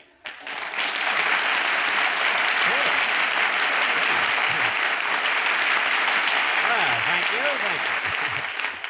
Hello again. This is Jack Benny, the carbonated kid, talking.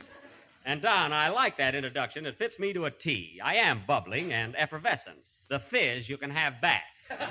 Well, Jack, let me explain. When I called you a fizz, it was really a compliment. I meant you were physical.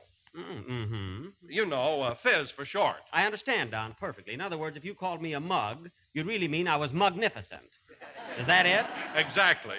Well, Don, if you think I fell for that, you're a fathead, and that's short for your whole body.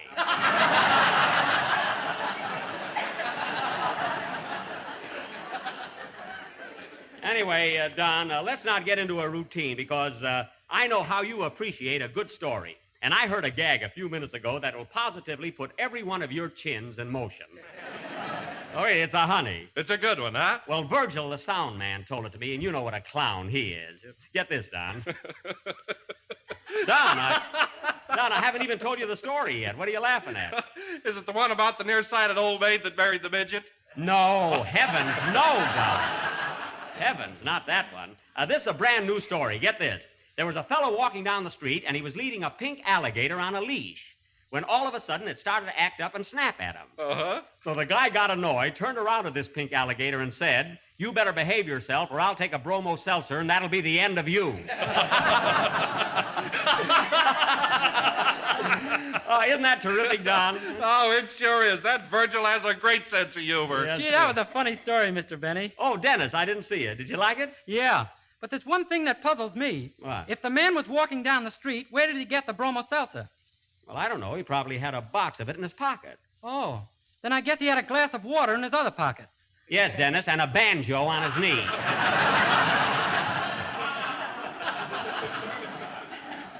Now, don't worry about it. Say, you're here kind of early tonight, Dennis. Where's your mother? She's across the street in the bowling alley. In the bowling alley? Well, with her legs, she better watch out. Anyway, Dennis, I'm glad you're here on time tonight. Now, try and make a habit of it. You know, Jack, I can't get over that story you told me. It's silly, but I get a great kick out of it. Isn't it ridiculous? Oh, hello, Mary. Hello, Jack. What's so funny? Mary, I must tell you.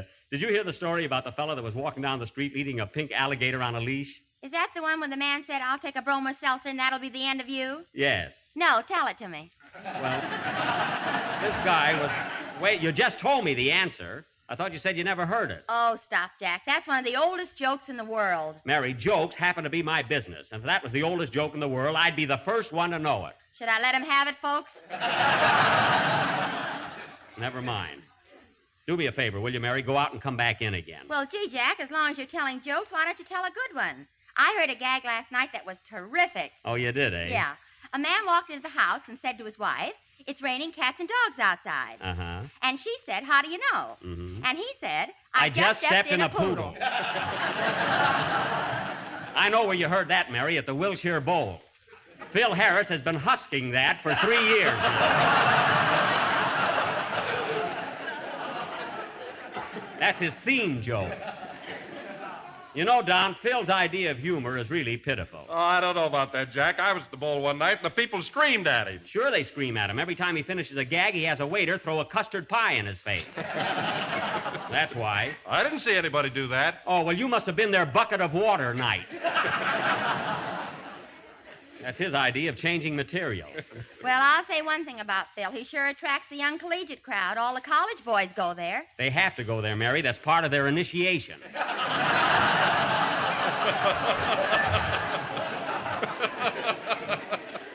Before they can join a fraternity, they have to either listen to Harris or sleep all night in a graveyard. In a graveyard? Yes, and you'll be surprised at the number of kids around here that aren't afraid of ghosts.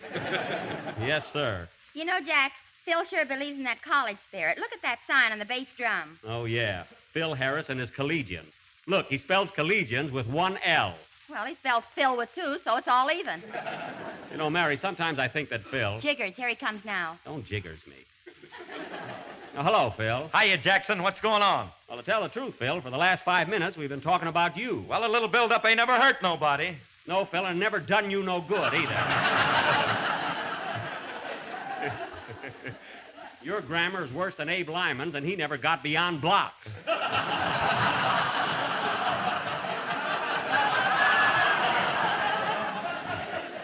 Well, who cares about grammar? I got other things to worry about. Oh, I can imagine. Say, Phil, I noticed that new sign you got on the bass drum. What happened to that corny painting you used to have there? Corny? Yeah, you know, the one with the yellow moon and the green river and the purple trees.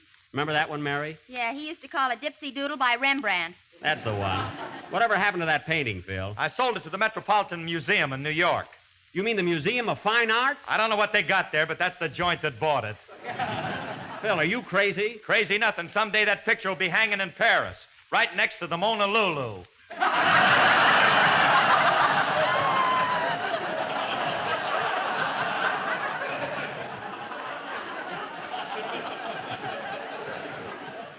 Well, I'm not going to even bother to correct that.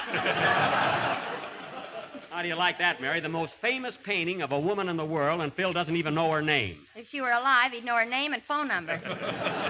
And her address and what she's doing on Friday night. Well, I got myself on a detour for no reason at all. And besides... Say, Jack, why don't you tell Phil that story the sound man told you? He'll get a kick out of it. Oh, he wouldn't even get it. Come on, Jackson, what is it? Let's hear it. All right, Phil. Do you know the one about the fellow who was walking down the street and his pink alligator snapped at him? Know it. I'm the guy that drank the bromo. There you are, fellas. He's always got a brilliant comeback, even if he has to make a bum out of himself. Oh, Dennis. Yes, please? How about a song before we get involved again? Okay, Mr. Benny. I'm going to sing an old favorite by Stephen Foster called Jeannie with the Light Brown Hair. Oh, that's swell, Dennis. I love those old songs. Old songs, old gags. What this program needs is glands.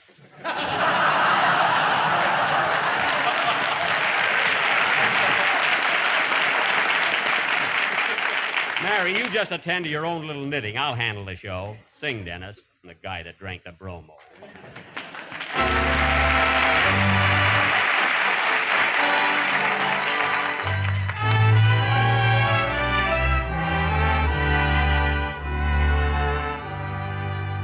I dream of Jeannie with a light brown hair, born like a vapor on the golden air. I see her dripping where the bright streams play, happy as the daisies along her way. Many are the wild notes a merry voice would pour, many are the blithe birds that warble them all.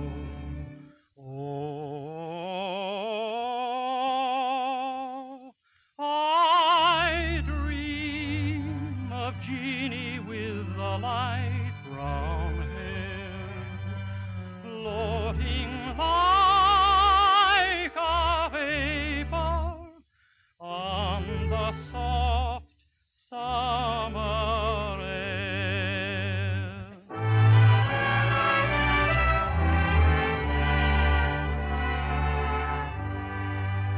I long for Jeannie with the day dawn smile, radiant with gladness, warm with winning guile. I hear her melodies attuned to love, warm as the sunlight from heaven above. Many are the fond notes a merry voice would pour, echoed by the birds in the grove, o'er and o'er. I sigh for Jeannie with a light brown hair, floating like a vapor on the soft summer air. On the soft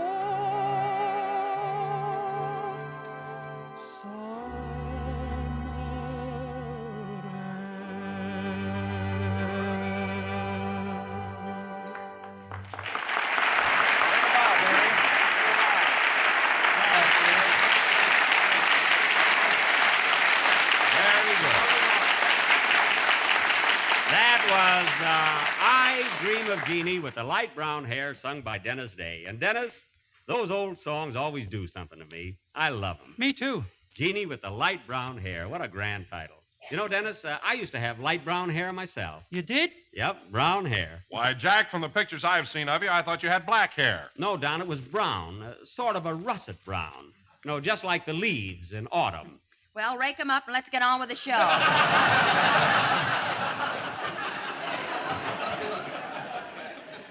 Mary, I wish you'd stop with those interruptions. Anyway, Dennis, I noticed another thing. Your singing seems to improve every week. You're gaining poise and confidence. Well, thanks, Mr. Benny. Just think, this is your 7th week on my program. 7 weeks. Gee. Yes, sir. Am I going to get paid pretty soon? Pretty soon, Dennis. And now, ladies and gentlemen, tonight we are going to... Hey, Jackson, why don't you pay the kid? Phil, I intend to pay him. I'm merely holding his salary until he's a little older. I'm teaching Dennis how to save money. Well, he's learning from the top man. Thanks, Miss Livingston. And if I were you, I wouldn't say another word unless you rube it up on the Lum and Abner program. And now, ladies and gentlemen, tonight we are going to... Here you are, Dennis. Did you sing your song yet? Yes, Mother. Well, good evening, Mrs. Day. Good evening. Oh, Mother, you should have been here a few minutes ago. Mr. Benny told the funniest joke. It was rather good. Tell it to her, Dennis. Well, Mr. Benny was walking down the street leading a pink alligator. Oh, stewed, eh? Stewed, it wasn't me, Mrs. Day. Dennis got the story all wrong. I never touch a drop of liquor. Then why have you got that red nose? Because I'm a comedian. What do you think? My tie lights up, too. This story, Mrs. Day, is about a man who takes a bromo seltzer and gets rid of a pink alligator. What's funny about that? Nothing. It's very sad. I'm crying like anything. Oh, what a dame. What's that? I said, oh, what a game. I saw UCLA play Santa Clara yesterday. It was thrilling.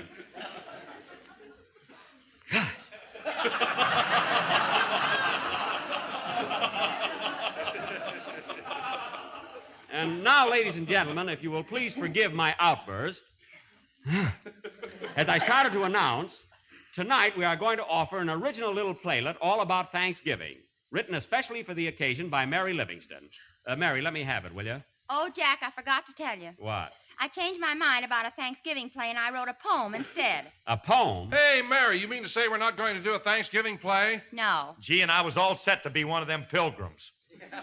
Oh, fine. You'd make a great pilgrim, Phil. Well, I would. Listen, buddy, my ancestors came over on the Mayflower. Oh, did it dock in Dixie? I thought your family always lived in Tennessee. Not originally. You see, we migrated from Massachusetts.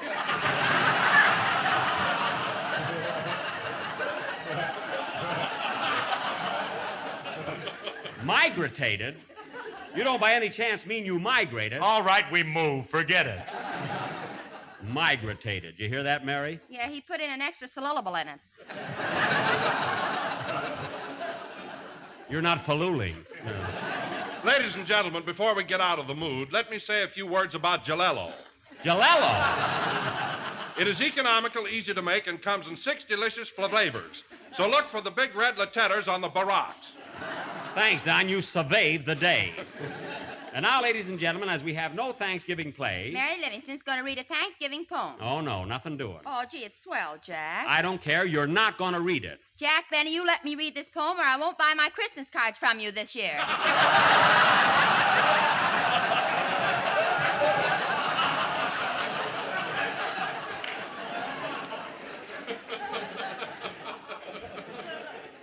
All right, a lot I make on the ones you get. You don't even have your name printed on them. Now go ahead with your poem. Okay. What's the title of it? The title is Thanksgiving. You're a little mixed up, aren't you, kid?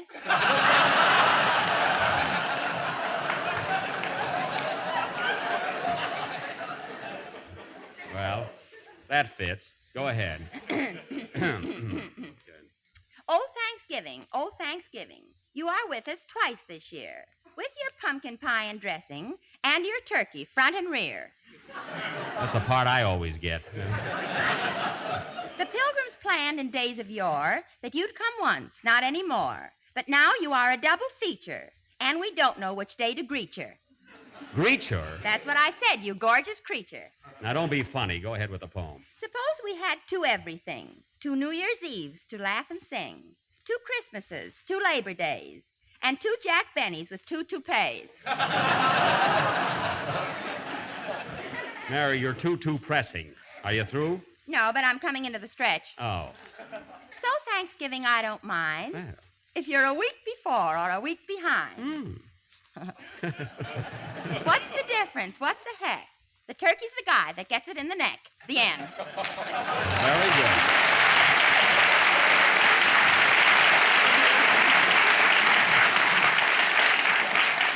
Mary, that was silly, but you came through with flying colors. And now, Phil, how about a number to kind of break things up here? Okay, Jackson, what do you want us to play? Anything special? Well? You name it and we'll play it. All right, how about that number you rehearsed all morning? You know, the only one you can possibly play. Oh, okay. Hit it, boys. He asked for request yet. Hold it a minute, Phil. Come in. Mr. Benny? Yes? Are you a little mixed up on account of the 2 Thanksgivings this year? Yes, I am. Why? I was in a fog when we only had one. Goodbye. He's not kidding, folks. He's got his shoes on backwards. Play, Phil.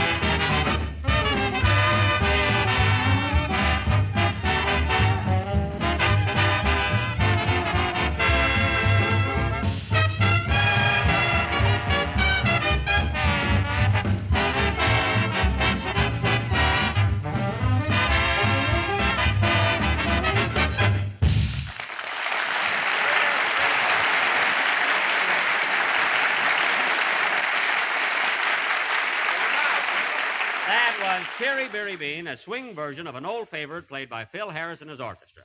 And now, fellas... Hey, what's the matter? Aren't you going to complain about the number we just played? No, Phil, I thought it was pretty good. I liked it. Didn't you, Mary? Yeah, it was swell. Did you like it, Don? I thought it was okay. How'd you like it, Jack? Oh, it was great. How'd you like Phil's number, Mary? Well, I thought it was a little loud in spots, didn't you, Don? Yes, it seemed a little off here and there. What did you think of it, Jack? I thought it was lousy.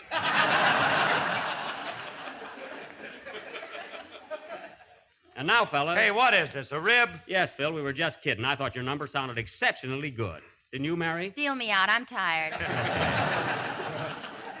Now, fellas, as I started to say a little while ago, and before I forget it, Thursday being Thanksgiving, I want all of you to come over to my house for a real old-fashioned turkey dinner. How about it? Oh, that's great, Jack. We'll be there and with Dennis, this invitation goes for you also. His mother, too?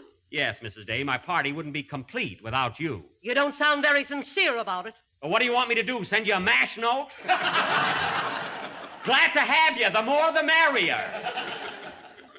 Good heavens. Say, Jack, is this party going to be like the one you gave last Thanksgiving? What do you mean? I mean, is the turkey going to be leg of lamb? Don't worry about that, Mary. This is going to be a real dinner. I've got the biggest, fattest, juiciest turkey you ever saw. Where'd you run over it? I didn't run over it. It's a live turkey. I got it in my garage right now. It's roosting on my Maxwell. That's all that car needs. Well, you wait till you see that bird. I bet it weighs 65 pounds. 65 pounds? Why, Jack, you must be mistaken about that. Oh, no, I'm not, Don. I had it on the scales. It's an enormous thing. 65 pounds. Are you kidding? I'm not kidding. Wait till next Thursday and you'll see for yourself. It's going to be a swell party. How many people are you expecting, Jack? Well, there'll be our gang, and then I invited Clark Gable and Carol Lombard, Bob Taylor and Barbara Stanwyck, Tyrone Power and Annabella. Oh, Jack, you always ask them to every party you give, and they never show up. Well? Why don't you stop inviting them? I can't stop now. They'll think I'm mad at them. You know how it is. How can they be mad at you when they don't even know 'em? I don't even know them. Listen, Phil, I know every one of those stars personally. Sure, Jack sells them their Christmas cards. Mary, will you stop harping on that? The only reason you ever got cards from me is because I happen to have some left over. Every year. Oh, quiet. Now, don't forget, fellas, Thursday night at my house. Oh, we'll be there, Okay, Jack. You Jack. know that. Boy, we're going to have a big turkey and cranberry sauce and mashed potatoes. And, Don, guess what kind of Jell-O we're going to have for dessert? Strawberry? No. Raspberry? No. Cherry? No. Orange? No. Lemon? No. Give up? Yes. Lie.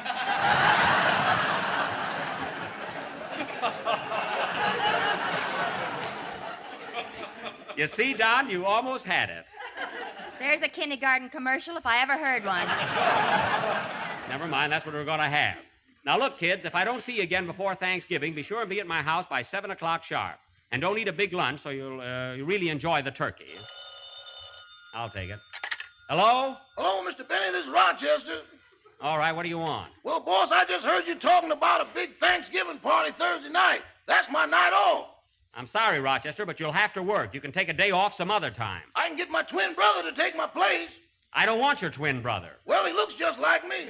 I don't care if he does. I want you to be at my house on Thursday night. How about me in spirit and my brother in person? Rochester, don't try any tricks. I can tell the difference between you and your twin brother. That's more than this gal can.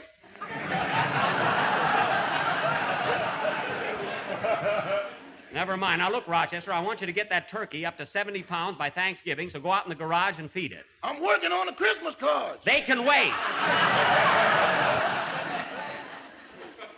Now, go out in the garage and feed the turkey. Okay. Oh, say, boss, I meant to ask you something about that bird. Are you sure it's a turkey? What do you mean, am I sure it's a turkey? Well, I went out in the garage a few minutes ago, and she laid an egg as big as a cantaloupe. As big as a cantaloupe? What are you talking about? Not only that, but every time I go in there, she sticks her head in a bucket of sand.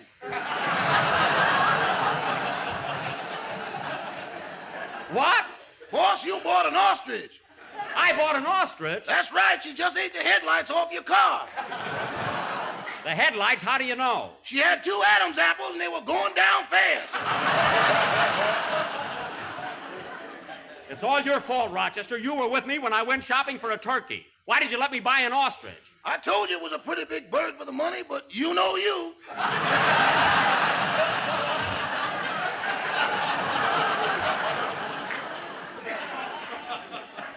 Well, I guess there's nothing we can do about it now. Isn't that awful? I got a polar bear in the guest room and an ostrich in the garage. And mice in the pantry. Let's move out. Now, don't get panicky, Rochester. I'll be home in a few minutes. Meanwhile, call up the market and order a turkey. Okay. Goodbye. Goodbye. Oh, say, boss. What? Have you changed your mind about using my twin brother Thursday night? No, I haven't. Well, I'll figure out something. Goodbye. Wait a minute. Rochester! Rochester! Well, I'll be darned. What's the matter, Jack? Plenty. That big turkey I bought turned out to be an ostrich. Oh, boy, you going to be lonesome on Thanksgiving.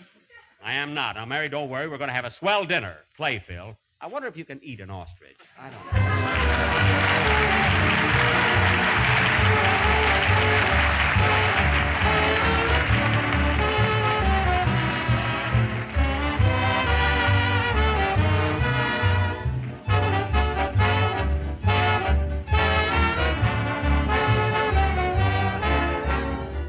This year, some folks are celebrating Thanksgiving on the 23rd of the month, others on the 30th. Well, either way, I'd like to offer a suggestion in regard to your holiday menu. For dinner, of course, there'll be plum pudding or pumpkin pie. But later on in the evening, when supper time comes, bring the day's feasting to a fitting close with a truly out-of-the-ordinary dessert. A shimmering dish of golden lemon Jell-O. Now, there's really a luscious-looking dessert, ladies and gentlemen. A grand treat full of the ripe, tingling flavor of juicy lemons fresh from the tree and glowing with the warm color of sunshine. And you can serve it in shapely molds garnished with fruit, nuts, and maraschino cherries.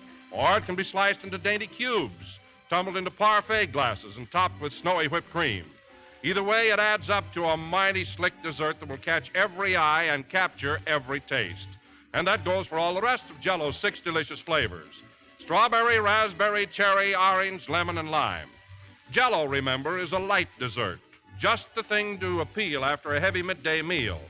And it's quick and easy to make with and Mother will appreciate it after cooking a big Thanksgiving dinner. So order genuine Jell-O from your grocer tomorrow.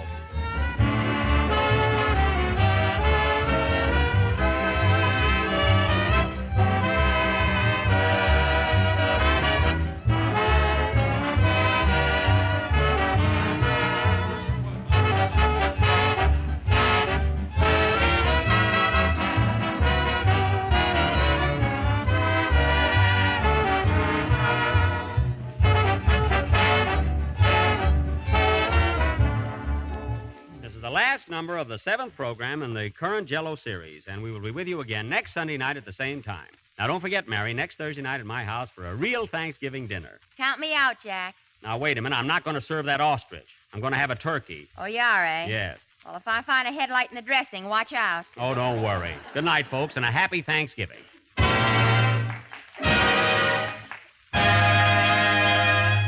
J.E. Cowbell.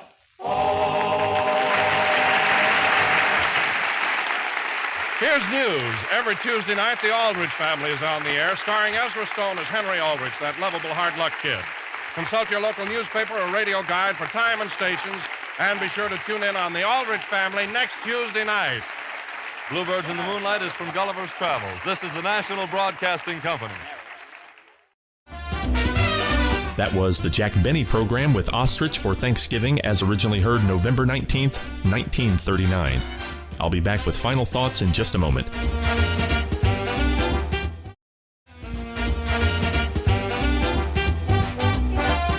Welcome back to Classic Radio Rewind. One final reminder that beginning tomorrow, Wednesday night at 6 p.m. Eastern Time, is Old Time Radio USA's annual Thanksgiving celebration. Take a nostalgic holiday journey with our classic Thanksgiving episodes. As you gather with loved ones, let these timeless tales fill your holiday with warmth, laughter, and a touch of history. From heartwarming family dramas to hilarious comedies, we've got a lineup that will make your Thanksgiving truly special. Kicking off our annual event at 6 p.m. is the very entertaining Elgin Thanksgiving Holiday Special from 1948. Sponsored by the Elgin Watch Company, this special aired on November the 25th, 1948. Don Amici hosted the 1948 special, which included performances by notable stars such as Mario Lanza, who sang pieces like Cosi Cosa and E Lucevan le Stelle. The program was designed to bring festive cheer and entertainment to listeners during the Thanksgiving holiday. And as part of our classic Thanksgiving celebration special, Old Time Radio USA is proud to bring back WON, the Apple Superman Superfest Marathon. Spend all day with the adventures of the Man of Steel, which immediately follows our Thanksgiving celebration special. This will commence this Saturday morning beginning at 8 a.m. Eastern Time. And following the Superman Superfest Marathon, Santa Claus takes over programming duties here at Old Time Radio USA, bringing you Old Time Radio Christmas programming for the rest of the holiday season. So, lots coming up on Old Time Radio USA over the next several weeks as we start to wind down Season 1 of Classic Radio Rewind in 2024. Next week on Classic Radio Rewind, we will begin our month-long celebration of the Christmas season with classic Christmas episodes for the month of December.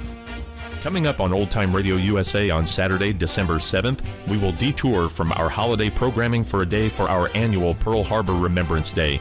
Pearl Harbor Remembrance Day special is a broadcast dedicated to honoring and remembering those who were lost during the attack on Pearl Harbor on December the 7th, 1941. The special typically includes historical radio broadcasts from that day, personal stories, and tributes to the survivors and those who served. It's a poignant way to reflect on the events of that day and the impact it had on history. That begins Saturday, December the 7th at 6 a.m. Eastern Time. After that, on December 8th, Old Time Radio USA returns back its Christmas holiday programming. And with that, brings this episode of Classic Radio Rewind to a close. We hope you enjoyed today's episode as we wrap up our month-long salute to Thanksgiving. And remember, for more Thanksgiving episodes, join us tomorrow night as we kick off the holiday season with our Thanksgiving Celebration 60-hour marathon special. We at the WOTR Radio Network would like to extend our warmest wishes to you and your family for a wonderful Thanksgiving holiday. We hope you can spend this special time surrounded by loved ones and enjoying delicious food. We have so much to be thankful for, including the privilege of bringing you radio entertainment from a bygone era each week. It is both an honor and a joy to be welcomed into your home or car. We hope you enjoyed the old-time radio shows as much as I enjoy sharing them with you, and thank you for listening. So, for Classic Radio Rewind and the WOTR Radio Network, this is Barry Slinker saying goodbye for now, and happy Thanksgiving, everyone.